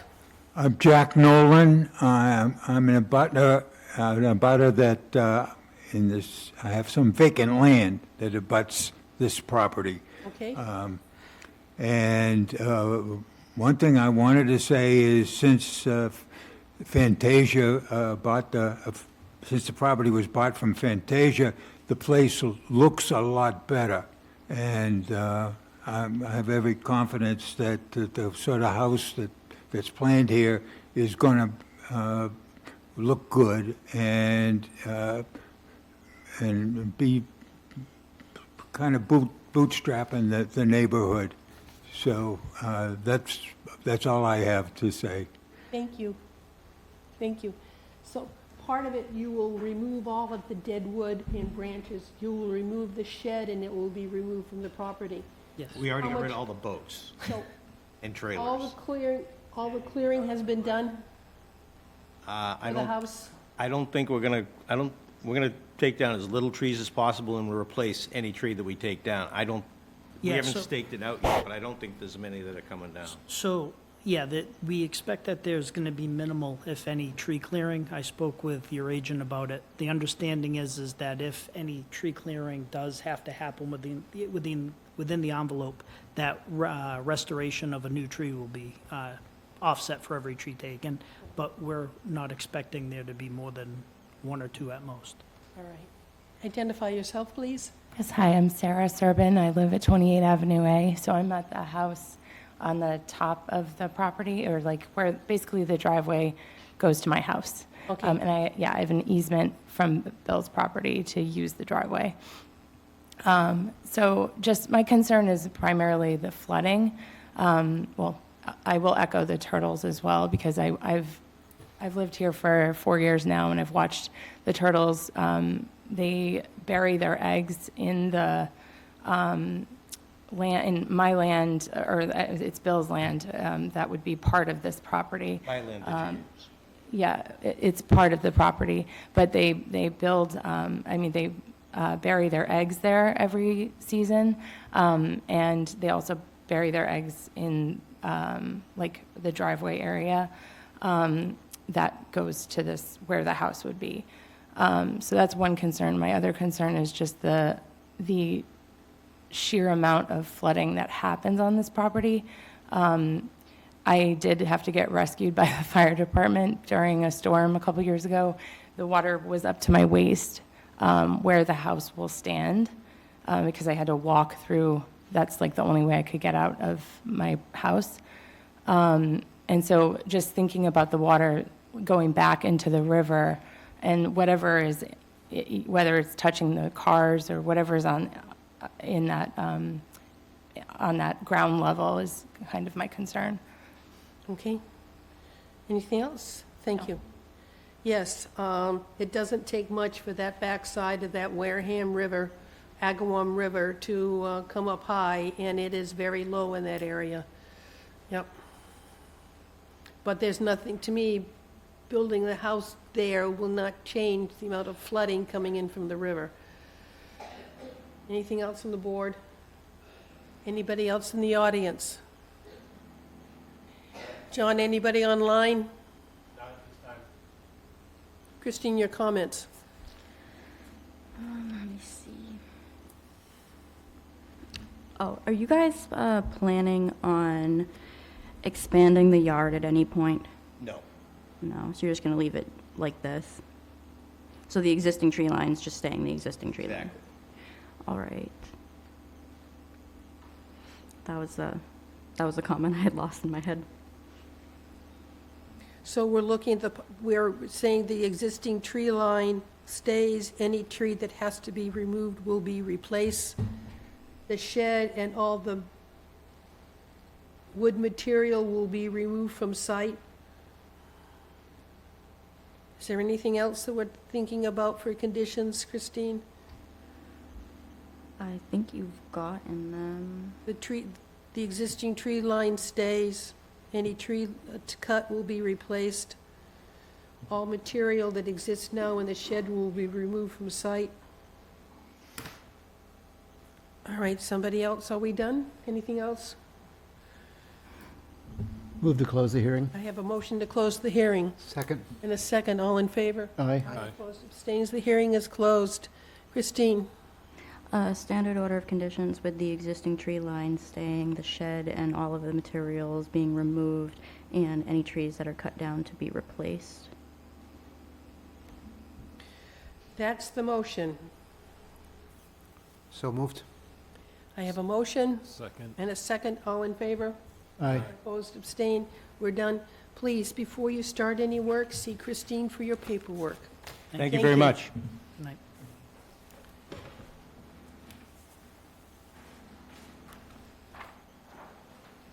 All right, we now have continued hearings. We did say Safe Harbor Marine, Onset Bay Marina requested a continuance until August 19.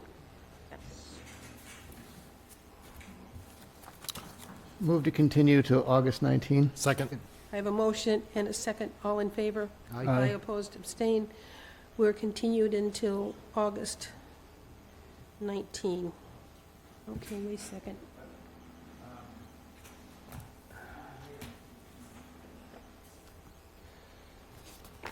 Next one is 7 Burgess Point Road is continued until 6/17, so that stays. We have the town of Wareham, the bike path is continued until 6/17. So that stays. We're up to Riverhawk. Our favorite. What's happening? Okay, so I did call Bob at Riverhawk, and I believe he was supposed to be here tonight. Is he online? John, is there anybody online? What name am I looking for? Bob Rigo. Yes, I have Bob Rigo. Please.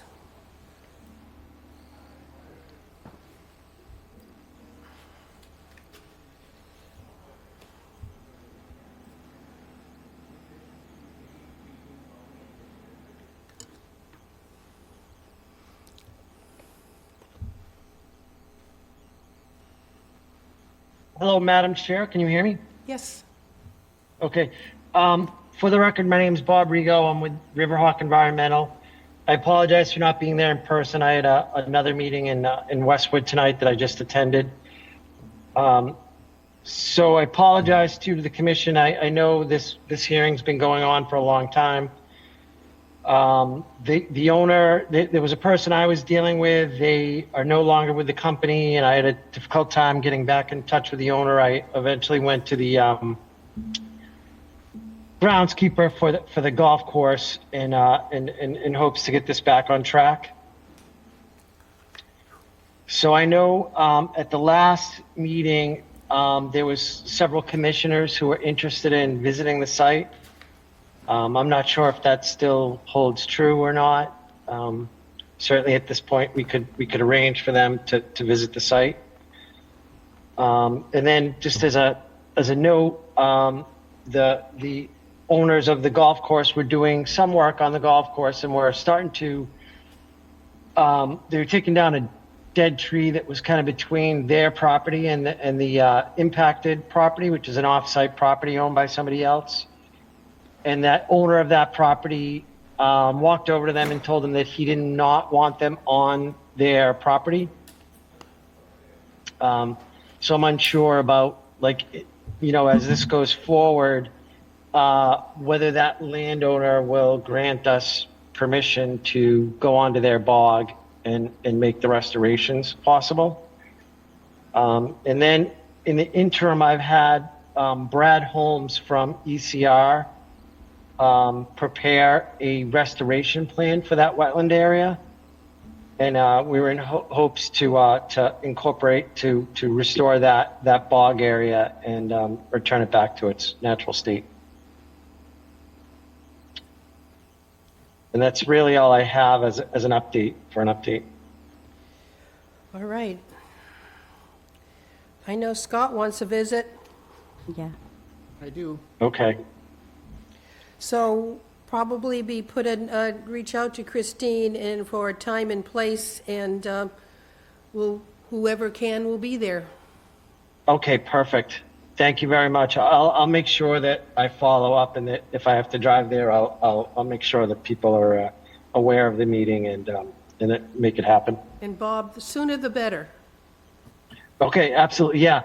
I think it's pretty much available anytime. So Christine can tell me when, and then the groundskeeper will probably give commission members a ride on a golf cart or carts, and they can go to the location of the sediment impact. You're saying part of that restoration is on somebody else's property? 100% of the restoration is on somebody else's property. we Yes, they reach have out? made, I apologize. No. They have made some improvements on their side, on the golf course side, to limit the runoff and thereby the erosion that can get created by that runoff. So they've done that work, but they haven't done any of the work in terms of in the bog area that is owned by somebody else. It's somebody else's property.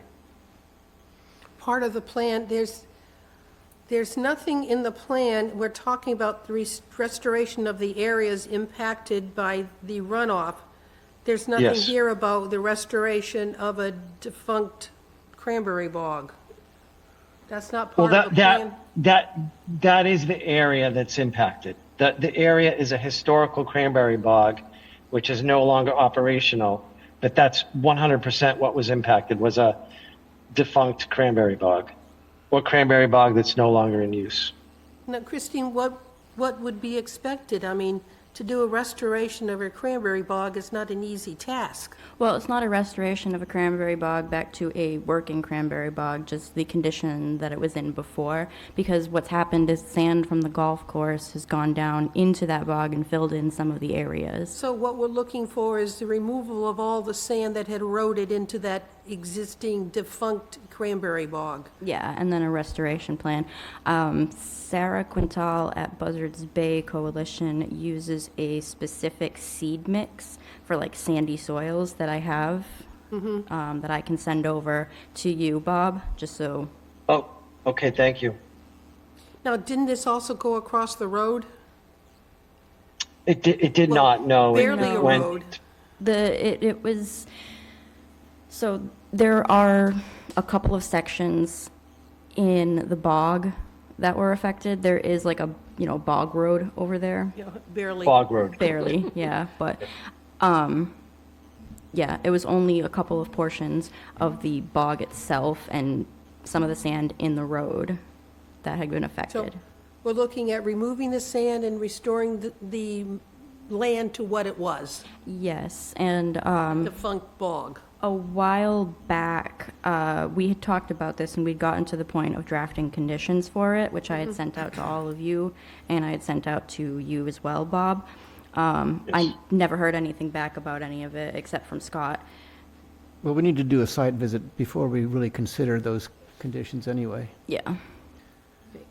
So Bob will reach out to Christine, Christine will reach out to us with a time and a place for the visit. Yep.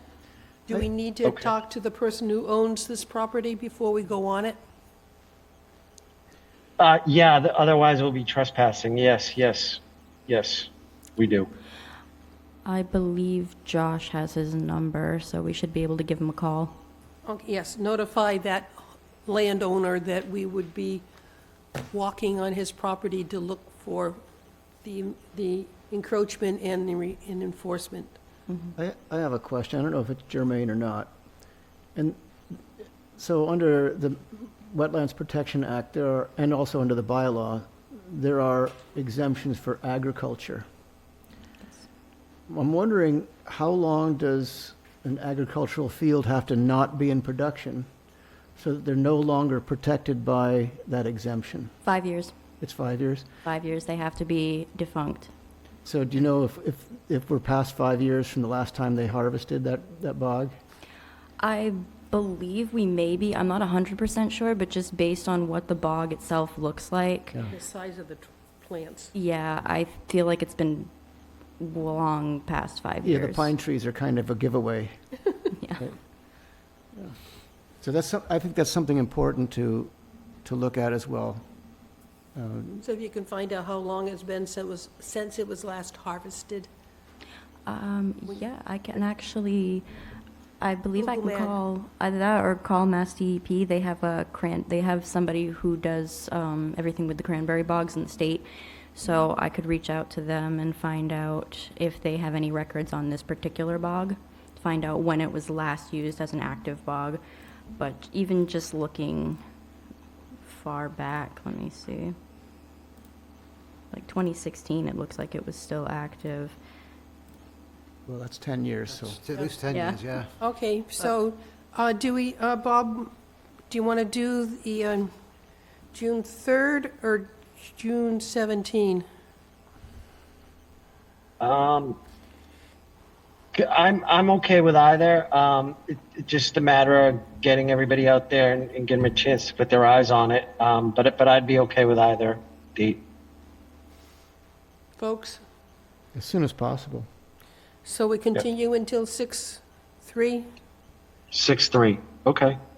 Move to continue to June 3rd. Second. I have a motion and a second. All in favor? Aye. Opposed, abstained? June 3rd. Thank you very much. Thank you, Bob. All right, we have 17 Atlantic Ave. Anybody here for that project? They actually requested a continuance till the 17th. Okay, Move to continue 17 Atlantic Avenue to June 17th. Second. I have a motion and a second. All in favor? Aye. Aye, opposed, abstained. Next we have is 16 Whittle Cove Lane. Anybody here for that project? I'm so confused with what's happening down there. I can't get all my orders of conditions straight or my amended order of conditions straight, so, The amended order of conditions is up after yes. continued, so Who's here for 16 Widows Coves Lane, David and Susan Broderick? Anybody here for that? I don't think so. Okay. Anybody online? Anybody online? John? Okay.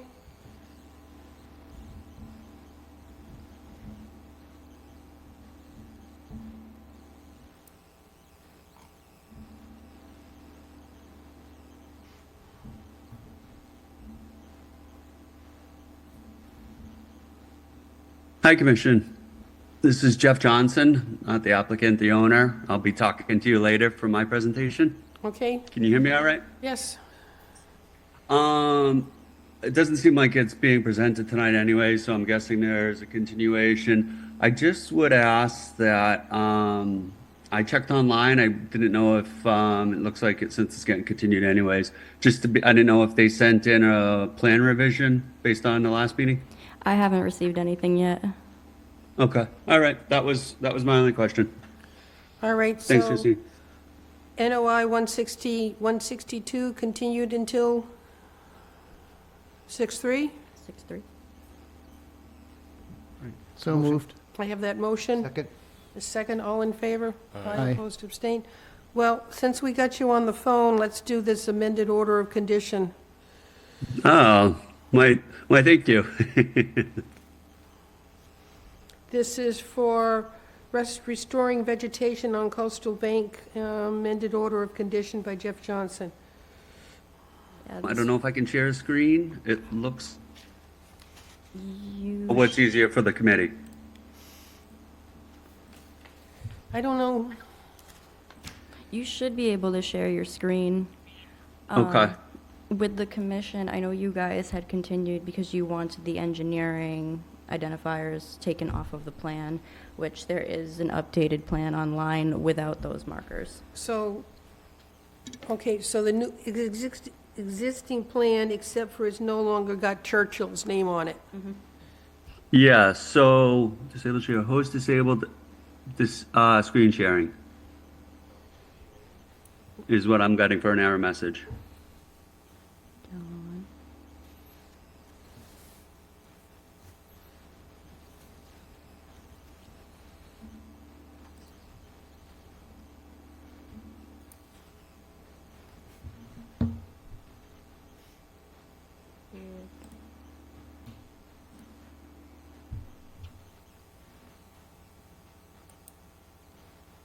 Yeah, it doesn't look like I can share the screen here.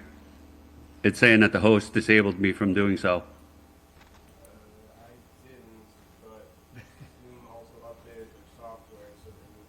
Oh, it might be a technical issue then, because John's saying that he didn't disable anything. Okay. I guess without seeing it, what I did, just so the committee is aware, there was two issues that were at least my understanding was the last meeting, there was two, potentially three issues that needed to be cleared up, two by the committee and then one by the neighbor. I did remove the engineering stamp. I just blocked it out. I whited it out. And then the other thing that I did add to the plan was the Latin names for the plantings Okay. Those that were I the am two- proposing. Those were the two requests we had. Any comments on the amended order of conditions? Scott? Not at this time, thank you. Kwame? Not at this time, thank you. Michael? Not at this time, thank you. Christine, any comments? No comments. Anybody in the audience or online that would like to comment on this amended order of conditions? I'm seeing none. Move to close the hearing. I have a motion to close the hearing. Second. Second, all in favor? Aye. Opposed, abstained. Christine, your recommendation. I recommend to amend the order of conditions. Okay. So moved. I have Second. that motion and a second, all in favor? Aye. Opposed, abstain. 400, it's done. So this is amended order of conditions has been approved. Please see screen. Thank you. Oh, one, okay. It's been a long journey, so I Yes. appreciate you guys' See patience, Christine and I before you apologize. start planting. Okay? Yeah, I will do so. Christine, if it depending, I'm not sure what you guys do. I don't remember. If you want, I'm going to be in the area both tomorrow and next week, so I could just swing by the office and grab those as opposed to having you mail them out. Yeah, that's fine. Okay, great. Thank you, committee. I appreciate it. Take care. Next Bye. one is 3 Marks Cove Road. We asked to have a definition of the property line. Anybody here for that project? No. Still needs a DEP file number as well. Move to continue to June 3rd. Second? I have a motion and a second. All in favor? Aye. Opposed, abstained. We're continued in the third. Ellis Edwards 2 Spindrift, notice of intent 169. Anybody here for this project? That was continued to June 3rd at the last meeting, I believe, well, before the last Oh, meeting. that's right, too. It says continued into the third. Okay, next one. Anybody here from the town of Wareham? That one was also continued out to the 3rd to allow time for a site visit. I think we thought it was going to be a bit more Okay, so that was to the third. We Yeah. did just to finish up on that, we did a site visit yesterday, 4 of us. Yep. And there were a lot of exchange back and forth, and they're going to be coming back with amended plans. Okay, I Then- think, you think they're coming for the third, though? I thought they needed, Well, they know it's the 3rd. oh, okay. all right. We have extension request. Yeah, so this one, the original property owner started the work on it, and they've sold it to somebody new who just wants to finish the work on it. So they're just requesting a 1-year extension. Isn't there automatically how many years of extensions because of COVID? So there was, the permit's at 3 years, and then the 2-year extension for the Mass Leads Act would have made it's expiring June of this year because of that. So they just need an extra. Okay, so I'd like to have a motion to extend SC 762681 for 1 year. So moved. Second? I have a motion and a second. All in favor? Aye. Aye, opposed, abstained. It's 1 year.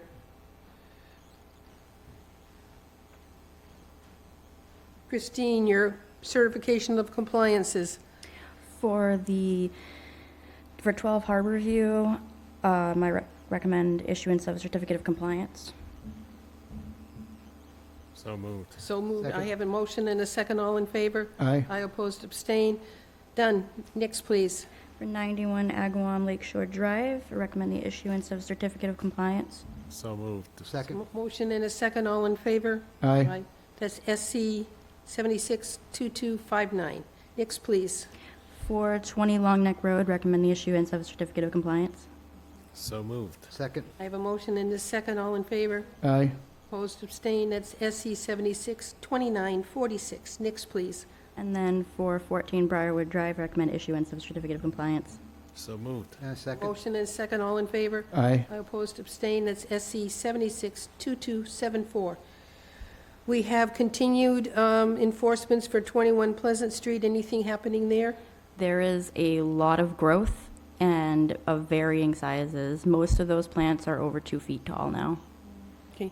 So what we could be talking about there is the need for marks, identification that, Like a post and rail fence or something, just or delineating that just area. post with signs saying 30 feet, no touch. Okay. Yeah. Next, we have,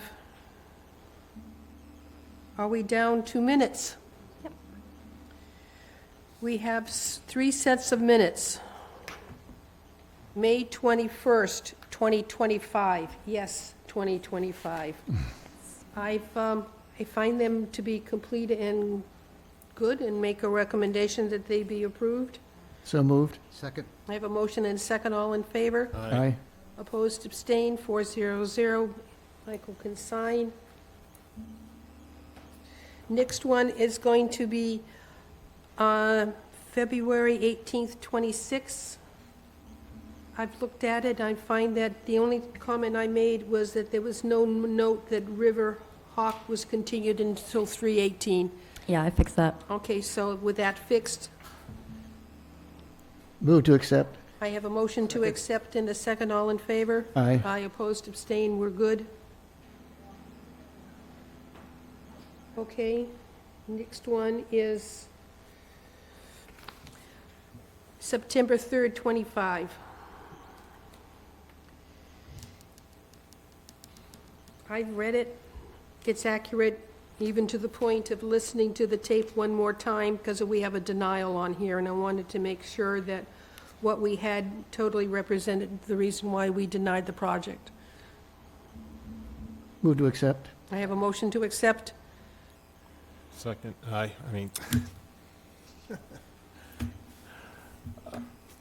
yeah, it's getting late. Yes. Kwame, you were not here.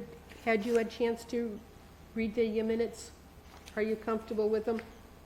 I have not read the minutes, so I cannot, Okay, so I have a motion and a second to accept the September 3rd, 25 minutes. All in favor? Aye. Opposed? Abstained? abstained. Thank you. So at 301, that's it. Now we have, I'm almost done with my notes here. We have Michael Mercier is up for reappointment. Michael, would you want to consider staying on to conservation?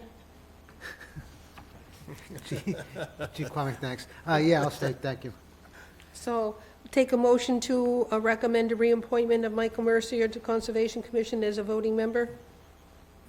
Move to reappoint. I have that motion. Second. And a second, all in favor? Aye. Opposed, abstained, 400. I'll get a letter off.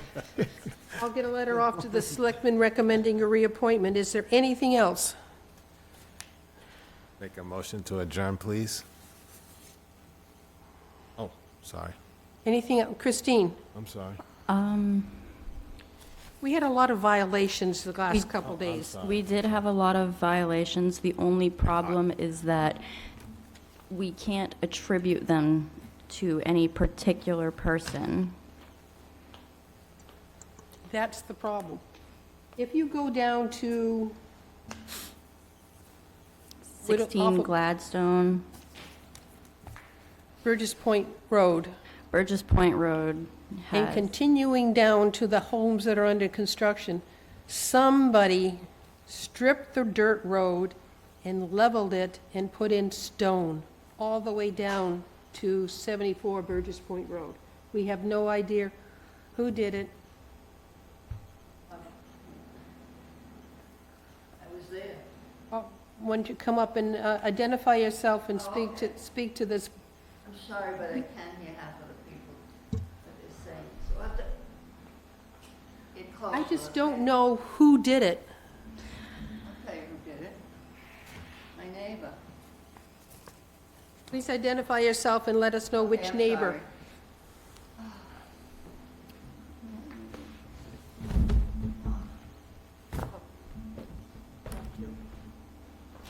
Thank you. Marie Grandmont, 74 Burgess Point Road. And the road was covered with stones, or how do I explain it? It's crushed stone. Crushed stone. And it's my road, we know this. No one asked me, it just, they just do everything without asking anybody anything. And I can't have that, I didn't want that. This is my road, I've been there 45 years. Do you know the name of the company that laid the stone? It's, I guess the owner owns the company next door, it's Vlaco. They own the company, a stone company, from what I understand. Would they have required a building permit to lay that road? Well, I'm not sure about a building permit, but they definitely would have needed a wetland permit because it's fully in flood zone. So, is there any way to identify who did it so we can ask them to undo it? I heard the noise going on that morning, and every time I do, there's something going on. And I'm, I try to mind my own business, but this is my road. And so I took my wheelchair out there, and I put my wheelchair in front of my property. But that at least stopped them from completely going down to Geegan's. But it's 2/3 filled with crushed stones. How do we prove who did it? I took pictures. Can you share your pictures with Christine? Yeah. Reach out with her later on in the week. Okay, because I took pictures of the man next door who was running the operation on his machine, several machines in the roller, and the landscape company came in. I think he hired the landscape company to come in and put the mulch right down to the beginning. The road is 48 feet wide at the beginning, but we don't use it all. It's just, that's what I own, about a half an acre of a road. And at the other end, Geegan's end, it's like 49 feet wide after my house. So we can get a picture of the company who's doing the work, and we can start from there. Okay? Thank you. Thank you. Is this something, and this is beyond my experience, but is this something that should also be turned over to the police as potential criminal trespass? Well, I didn't dare do anything because No, you shouldn't, right? I'll be 80 years old this But winter. do they have right of way to use the driveway to get to their To property? get to their property, yes. But the idea of, period. they have right of way, but to alter it, It may be Yes. something that, but let's start with seeing what Christine can find out with the company who did the work. yeah, sure. I'm just asking the question whether, and would that be a next step for, if you can't Beyond find me. something? Yeah, it's beyond all of us, I think. but- All right? I couldn't hear what you said, sir. So I'm wondering if this is something that the conservation agent would turn over to, or work with the Wareham police as a potential criminal trespass or whatever. I didn't make that move only because I'm sitting out there figuring it'd slow them down, but. Well, you also don't want to get run over. Exactly. So, yeah, it's better to turn it over to the authorities. All right? Thank you. Anything else, Christine? No, there's been nothing else, just the violations that you'd showed me. We're looking at the possible violation on Parkwood Beach. Mhm. There's, looks like there's been some material being removed, and there were traffic, A path cut through. a path cut through, This, the beach grass and grass and everything. stuff like that. There was something on 13 Central. There's end of a dock that's just there. It's just sitting there on the resource area. And that's off of Gladstone. Yes. Also down at Agawam Beach where 13 Central is. Where the other ones were. Oh. no, All the you- tree clearing at Swift's Beach. So, So also, when we did our site visit at the Wareham wastewater treatment plant yesterday, was that yesterday? It was yesterday. It was clear that somebody is still moving material into that zone. There were fresh tire tracks, and it looks like they're still bulldozing material into that wetland area. It's brush and soil and all kinds of stuff, and trash as well being bulldozed down there. So I suggested to the GHD engineer that she work with the plant director to figure out who is doing that and to stop it. And if they need to put up temporary fencing to stop it, that's what they need to do. So Christine, I don't know if you want to check with Scott Cryенzel about whether that's, maybe you might have to go back out there again. Oh, that's fine. I had to go out there I had to go out to that area a couple of times because of car troubles. So I'll talk to him, and I'll see if they can put up some sort of temporary fencing to make sure that nobody goes back over in that area. Right. until we get a plan for restoring. Yeah. Yeah. And I've also asked for the engineering firm to put together a timeline for when the original events took place, who was notified and when, and so on.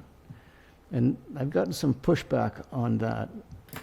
But I think it's important for us to understand how long Us in conservation or us in sewer? us in conservation, sewer, we're not allowed to get Because it's involved in day-to-day. It's I'm not sure day-to-day. this is exactly day-to-day, but, because it may have an effect on the enterprise fund and so on, but we'll sort it out somehow. Okay, anything else? Somebody? Motion to adjourn at at 8:14. 8:14. I have that motion. Second, all in favor? Aye. Aye. Opposed, abstained, we're done. Thank you very much. We got some paperwork to sign. John, we're done.